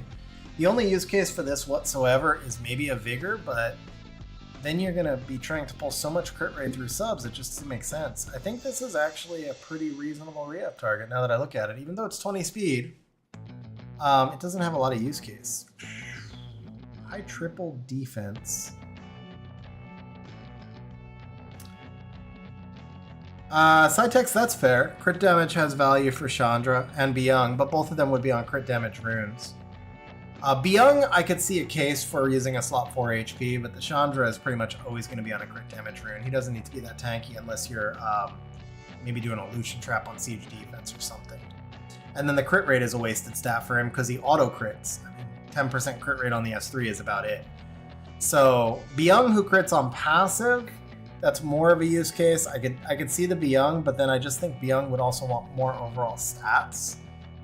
Like he does scale on HP and attack together, and then again the crit rate is completely it's dead stats, so it's 2 rolls dead for Byung. You wouldn't really run a Mi Yang on an HP 4. She'd be crit damage as well. So all those monsters that auto crit mostly would just run on crit damage slot 4 with like a really high HP roll on them. Because 80 crit damage and 30% HP is worth a lot more than 10 crit damage and 63% HP.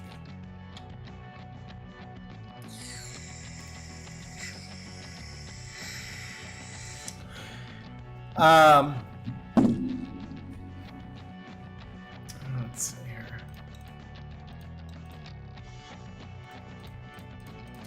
I mean, if you find Chandra is... Because Chandra is going to get targeted a lot, so he does need to be tanky, but I just think you give up way too many stats. Like, again, you just get a crit damage rune with a really high HP roll, and you're talking 30% HP is about 4k HP for 70 crit damage. When you compare these two runes, that's just a lot.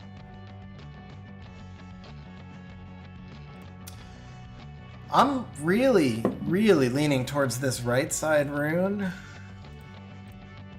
For one specific reason. I mean, I think we keep re-upping it, but man, this is such a good Fang rune.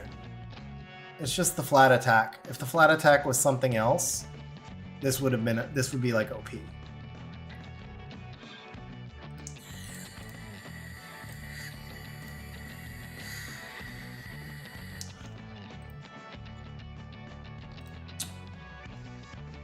It doesn't really matter. I guess neither side's actually all that keepable. This side is still kind of borderline, but a high triple on defense is so nice, but just the fact that it's got like nothing else with it.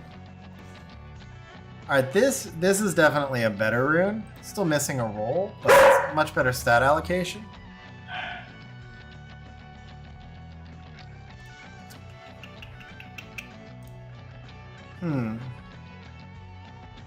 You still go a little bit further. It's a really premium target. I don't know. See, here you could just gem the res over attack. It's such a great support rune, but the low rolls on defense... Yeah, this side's still better for sure.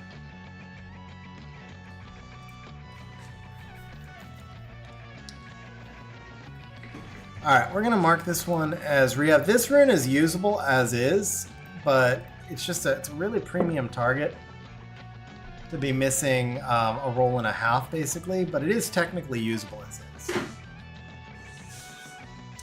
Alright, let's see if we've got more targets. We also don't have a ton of targets. That is one reason, if you guys are wondering why I'm going more re-ups on some of these runes. We just did a big re-up session for Schmu recently, and we went through a lot of targets on that session. So we don't have a ton of targets today. I mean, we still have more, I'm sure, but we don't have a ton. Yeah, like nearly... So as I go through this list... 16... This one is actually... I think this is a reasonable target. You need to see it in game, though. Sometimes you just need to see them in game. Will slot 2 HP. It's supposed to have 16 accuracy. Okay, let's unmark this. It's still not showing. Dude, alright, this says it's on your Skogul. Let's go look at the Skogul and see why some of these runes are just not showing up.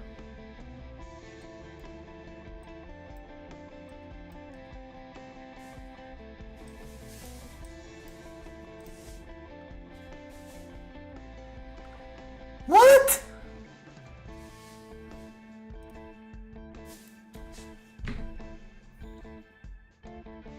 Now I'm really confused.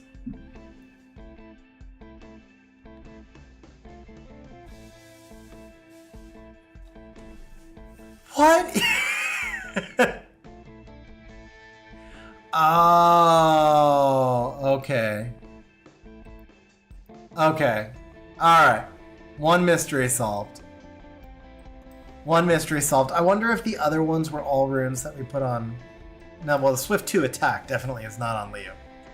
But okay, that makes sense, at least for this one. So that... No? Never mind. Okay, never mind. I found the problem. I got it. It's here. There it is. Okay. So, defense innate on an HP rune, not a premium re-up target. So yeah, this is just grind. This one's done. Okay, I said I needed to see it in game. Defense innate on attack, okay. Or crit rate, okay. Crit damage for sure. But on an HP rune, I wouldn't re-up defense innate. Okay, Fran Vial 4 HP, 31 defense. Yeah, it's a solid rune. That's not a re-up target. Alright, so then we've got Cartwheel 6.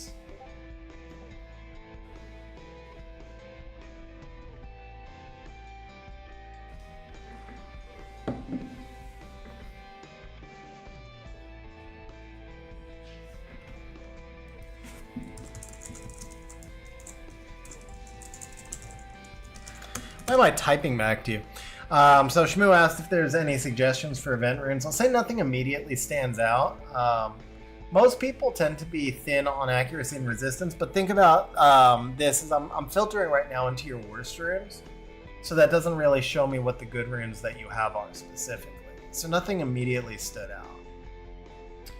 Alright, I think that's it for HP runes. I don't see any others that really make sense. Maybe this one. No, that's pretty... Yeah, that one's good. I know you guys can't see the runes, but me switching back and forth is kind of weird also. That rune is solid. Yeah, I think that's it for HP runes. So let's take a look at accuracy and resistance. Okay, immediately found one, but I feel like maybe we re-upped this already. Nope, we did not. Okay. This is a solid target. Yeah, I feel like most people tend to be short on accuracy and resistance runes because they were such bad runes for so long, and a lot of people haven't adjusted to them being such high value runes now. Something similar can be said about crit rate runes, but people have gotten more adjusted to crit rate runes being valuable and not necessarily adjusted enough to accuracy and resistance being valuable. So 17 speed, triple grindable. I could live with the dusted roll into flat HP, but the 17 speed is a little on the low side to make that trade. It's actually, this is better, but accuracy usually needs to be fast, so just going gemmed in speed with a flat grinded is not ideal. One exception is like a crit damage defense on Clara, but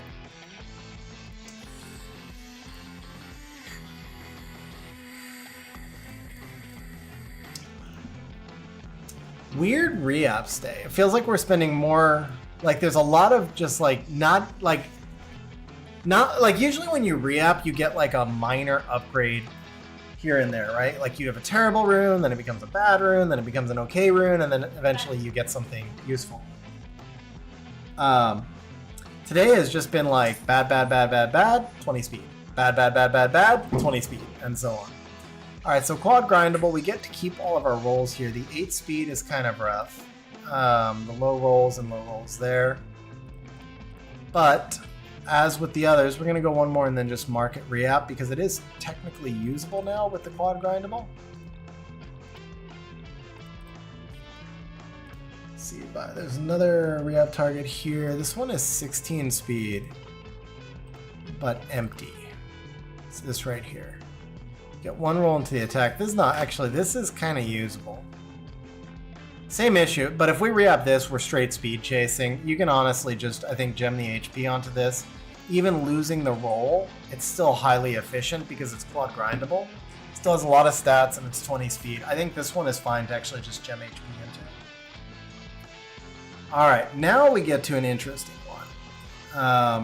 I'm not going to do as many reaps on this because it is somewhat speed chasing, but it's also a really important rune, particularly for RTA, to have a couple of good swift accuracy runes. Problem is that they have to be fast. So while it is a good re-app target, it's not one that I want to put a lot of re-apps into. It's just that we've pretty much burned through all your best re-app targets since the last stream as well. So we'll give it 5 tries. We'll see if something lands. There we go. While that's not the fastest rune in the world, that is definitely fast enough to not continue speed chasing. And there is still one more target. I would put attack percent over the resistance. So we'll do this. Kind of a shame that it rolled into defense at the top, and this is also a triple. So kind of like it's not like the greatest re-app ever, but still 22 speed. Swift accuracy runes are kind of an important rune, so to get any kind of an upgrade there is definitely worthwhile.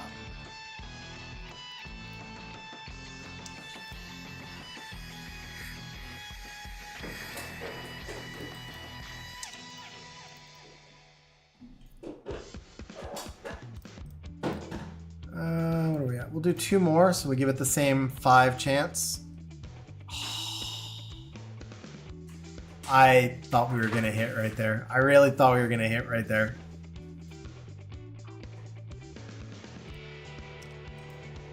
I mean, as a Swift rune, this right now, yeah, it's bad either way. All right, last one on this one, and then we will see if we can find another target. All right, we'll just mark that as re-app for future, but I don't want to burn too many re-apps. Speed chasing, Swift chasing. Okay, so that rune is done. That rune is done. And I believe we did both of the Vioac ones already, right? So we got accuracy, 5 resonate, and 5 crit damage innate. Now this one we just said we would leave alone. And then the other one was like 5 res innate on...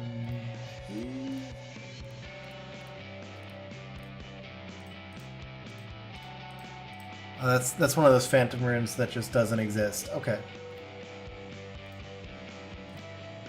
Alright, there is a Swift 6. There's one more Swift 6 accuracy on Croa. No, there's not. I lied. All these phantom runes in the JSON. Alright. Will 6 on Belinus. That rune is actually pretty good. Okay. And then there's a Despair 6 on Tomo. I think that rune's fine. So that's it for HP Anak. Let's take a look. There's only...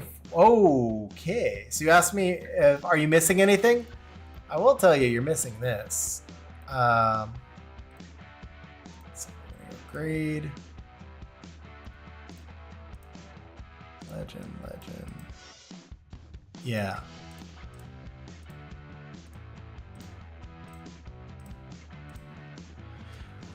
Not a ton of resistance runes. Yeah, for the daily crafting stuff, I would add some depth to your resistance runes. You're very, very thin there, overall throughout the whole account. Accuracy is a little better, but again, so it's kind of the 2 things I mentioned before. Yeah, accuracy, resistance, at least on those daily crafts.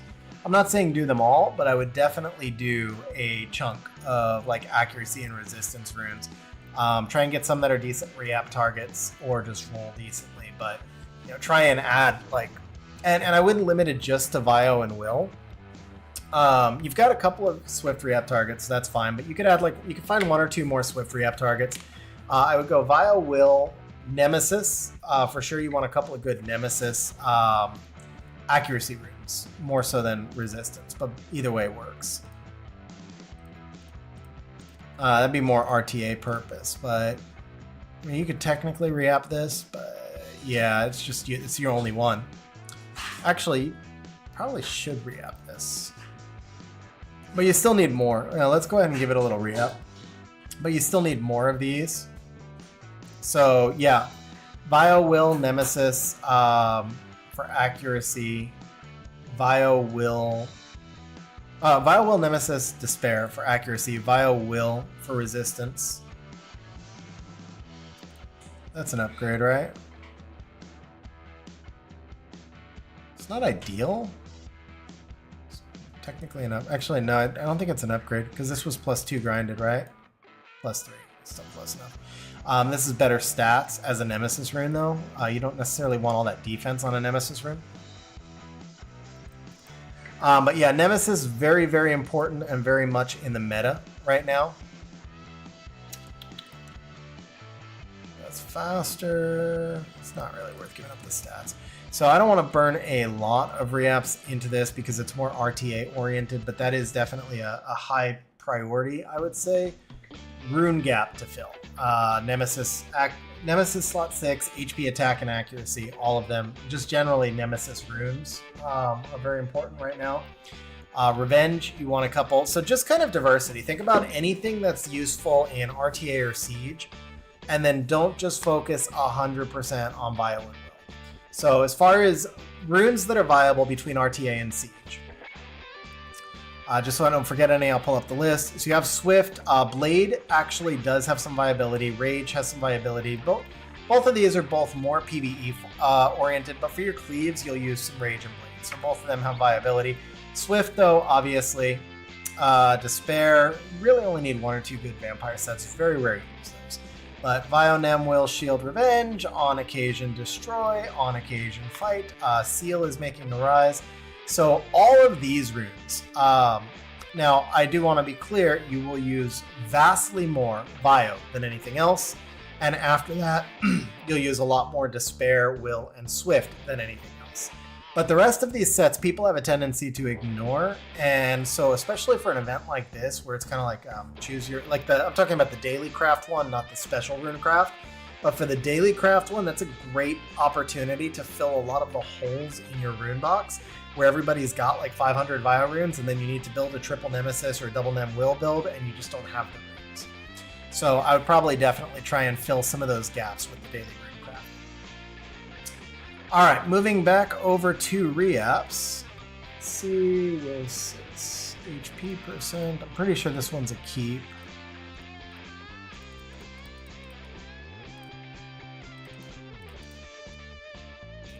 Grago. This one. Yeah, this is just gem and speed. This really solid build is good for a support unit. Well, some supports. The accuracy is kind of wasted, but double in HP with moderately high rolls and then a high roll into defense. It's a good overall rune. Honestly, this is probably a Fang rune. This is almost certainly, this is a monster Fang rune the more I look at it. So if this were to go on Fang, you could do attack %, but I would probably just do flat HP. Yeah. Yeah, this is a pretty OP Fang rune, now that I'm looking at it. Either way, definitely a keep. Alright, Vio 6 on Triana, 19 speed, highly efficient, that one's fine. Vio 6 on a different Triana, fully ungrinded, that one's solid. And then there's a Despair 6 that is a reasonable target. The thing is, you don't use a lot of resistance on Despair. So I don't know that I want to go that far with this as a re-up target. I don't know that I want to go anywhere with it as a re-up target if it doesn't exist. What is with all these phantom runes? Oh, this one might be marked. Never mind. Yeah, this one was marked.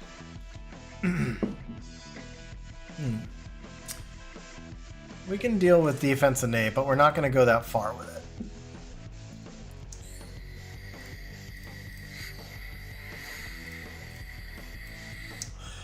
That's pretty solid outcome. The crit rate is niche, but if you summon an Artemil, you will be very happy that you have this rune in the future. Pretty OP Artemil rune. I'm sure there's other monsters that would use it as well, but that's the first one that comes to mind for me.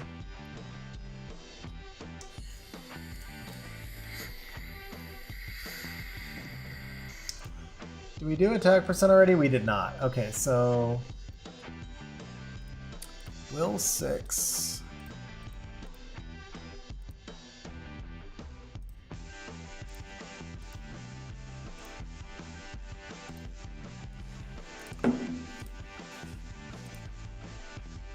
I think we may have re-apped that one over. Oh, it's never mind. It's Wolf 4. That's why.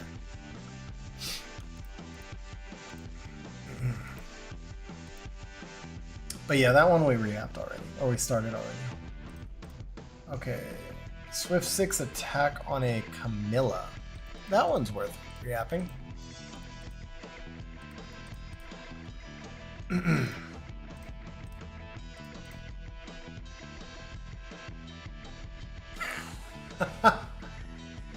Oh, Carmella. Carmella. Okay, that was this one.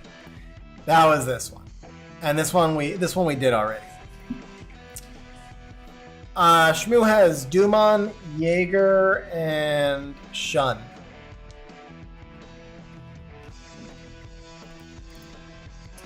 Okay, Vio 4 attack, 29 flat defense.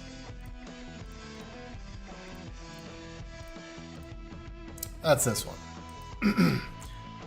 I can deal with the defense innate on a Vio 4 attack. It's already much better. Crit rate kind of kills it for like Kinky, otherwise it would have been pretty OP. I don't know if he has Kinky, but that's just kind of like a major use case. John would be another one, Vio John. Ciara would be another one, some Vio Ciaras. This is not terrible for Ciara, but then the resistance is burned. It's just the crit rate and the resistance together is not like a great pairing.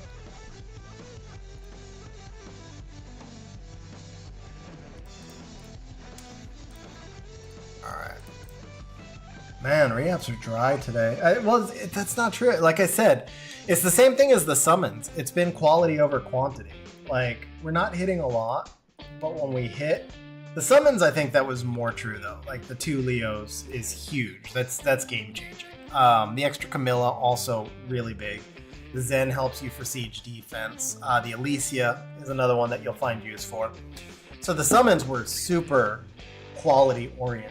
The re-apps have been like, the ones we've gotten have been good, but we haven't had like that broken 130% or 30 speed or anything. So I would actually say the re-apps are probably lagging a little.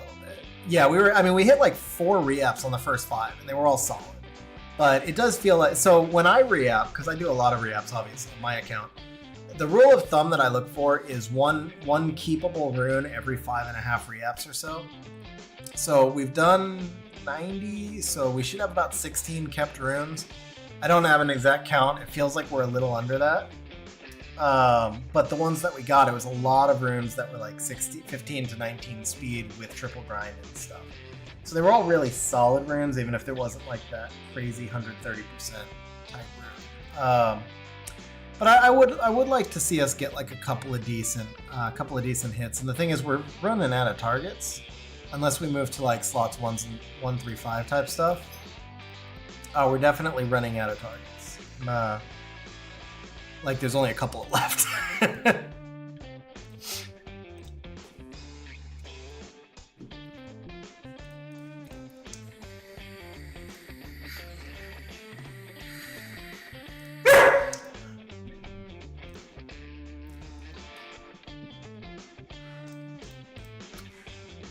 I'll be honest with you, man.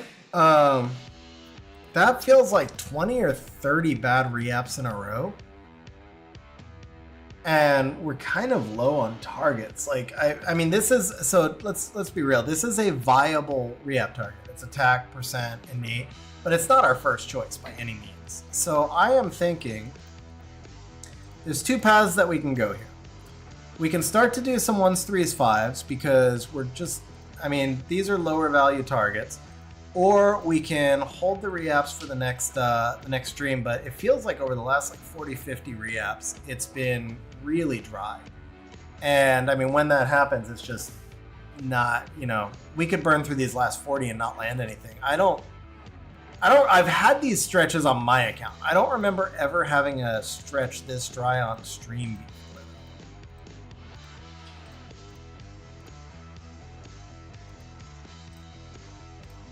I forgot we actually got one really solid roll earlier. Boom. Nope. Okay, hey, we got a re-up target. We just farmed a solid re-up target. This is this premium re-up target. Well, it's got speed, nothing else.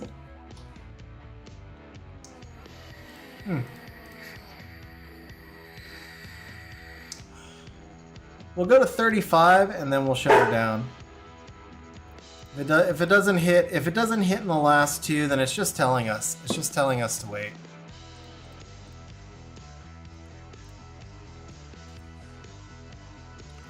Okay, yeah. Yeah, it's just dry. It's just dry. That rune is semi-usable as is, but not premium by any stretch. This could be something decent. Let's see. Crit damage? With that, it's probably just a sell. Yeah, because what would you'd have to gem the attack over. Ooh, well that did who's rank 4? I think Synthesis is rank 4 right now. I don't know if they're the 4 strongest, but I think they're rank 4 right now.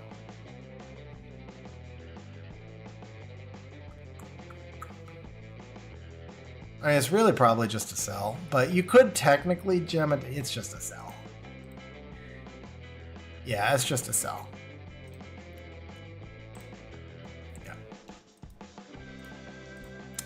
That's pretty much a straight sell as well. All right, so Schmu asked for an idea for arena defense. Let's see if we can come up with something updated for your arena defense, and then we'll wrap it up from there.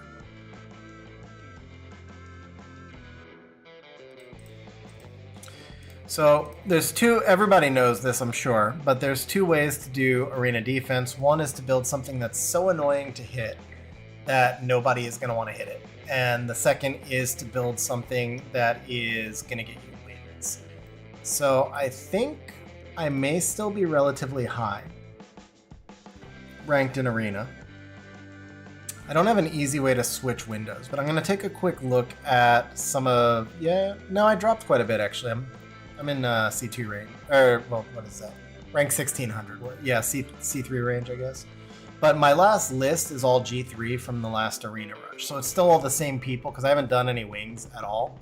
So it's still all the same people that were G3. So let's see what we're seeing for defenses.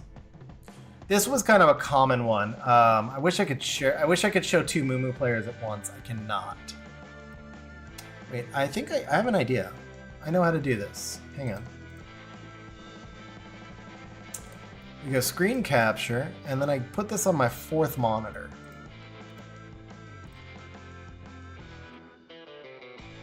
There we go.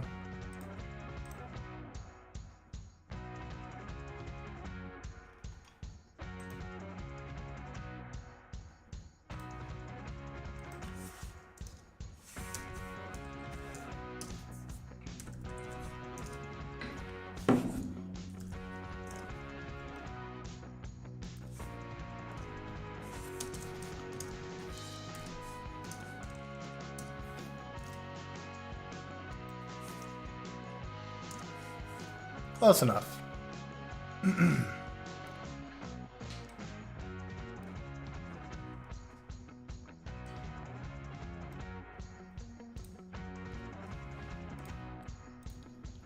Close enough. Okay. Let me just all right, so there's nothing wrong with ever looking at people's defenses and just trying to get some ideas. So right here, this is a pretty common defense. I saw a lot of this last rush. There's obviously a lot of counters for it, but it also has a lot of really good elements. So the Camilla is slow and stalls you out. The Zen is enough of a speed threat. One of the big weaknesses with a lot of Camilla defenses is that you can just simply bomb them. But the Zen provides enough of a deterrent that you can't bomb it.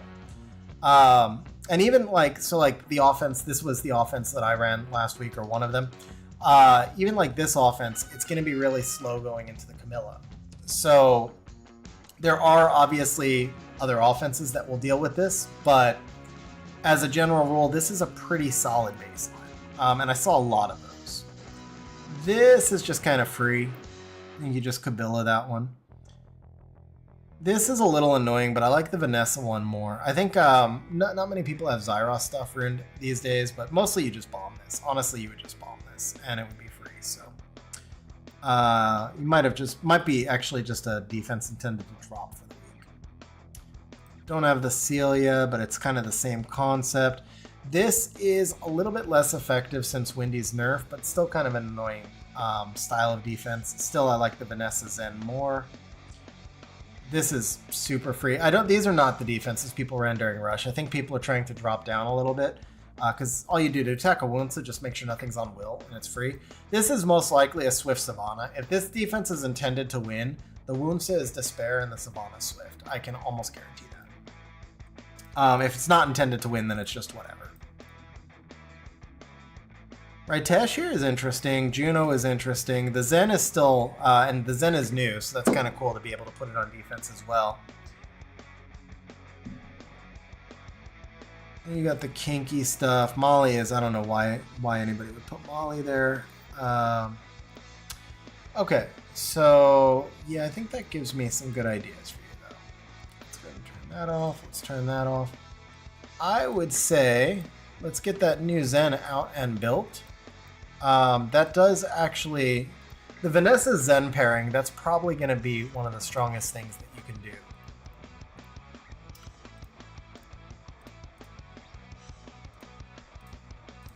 You can't really do Doom on. You can't really do, yeah, we can't really use much of your LDs.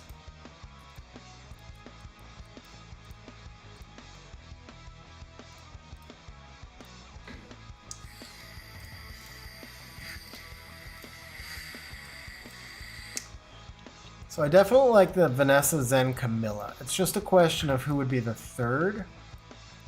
Excuse me, who would be the fourth. I can count, I swear.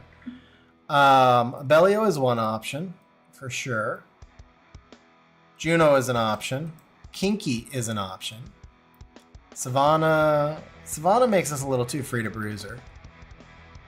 I don't know how many people would bruiser. It depends on what point you're at. In C3, I think there's a lot less people bruisering, or there's some people that probably run like the Leo double Skogel stuff. But once you move into higher Guardian and the defenses tend to all be slow, you'll see a lot more bruisering. Kinky is an option. Miho is not. Dumon really is not. Gapsu probably doesn't do a whole lot here. Not a lot of people are gonna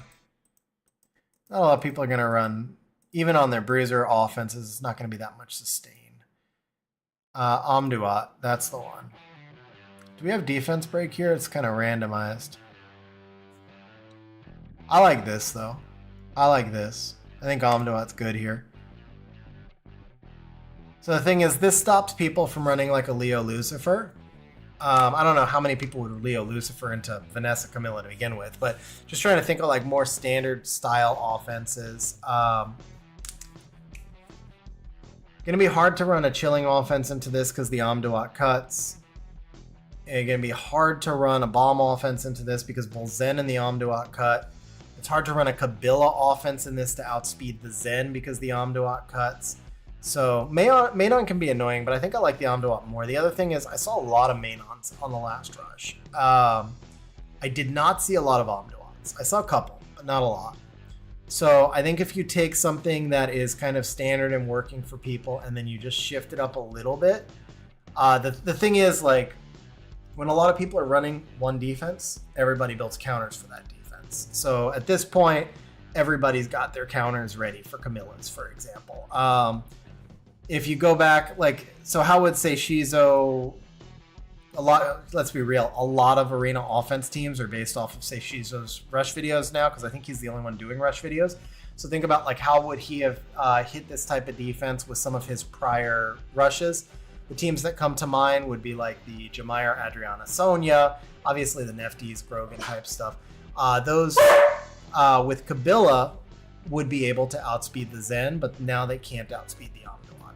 So I think if you put really good runes on this, this should be a pretty effective defense. This would be my vote for you, though. All right. That also works out really nicely because we built your Leo, and the Zen that we just pulled today already landing as probably the best arena defense option for you.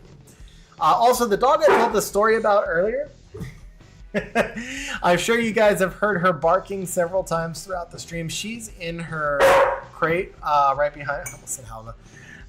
Spanish. She's in her crate right behind me, so I apologize if you caught the barking carrying through the microphones. Obviously, It's just tough for her to be in full confinement.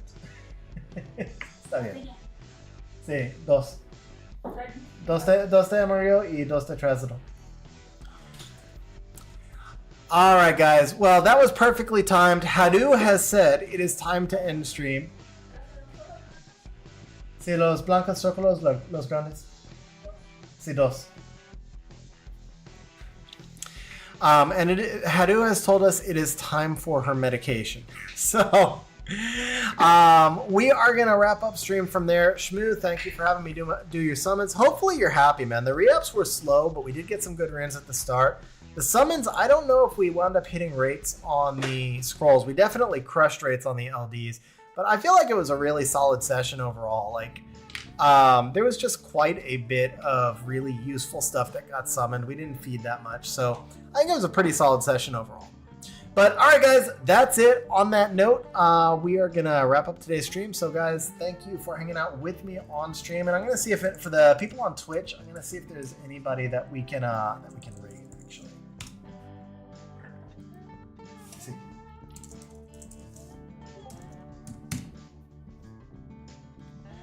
Turn order on the defense. Oh, Zex is streaming. There we go. Okay, we'll go ahead and raid Zex.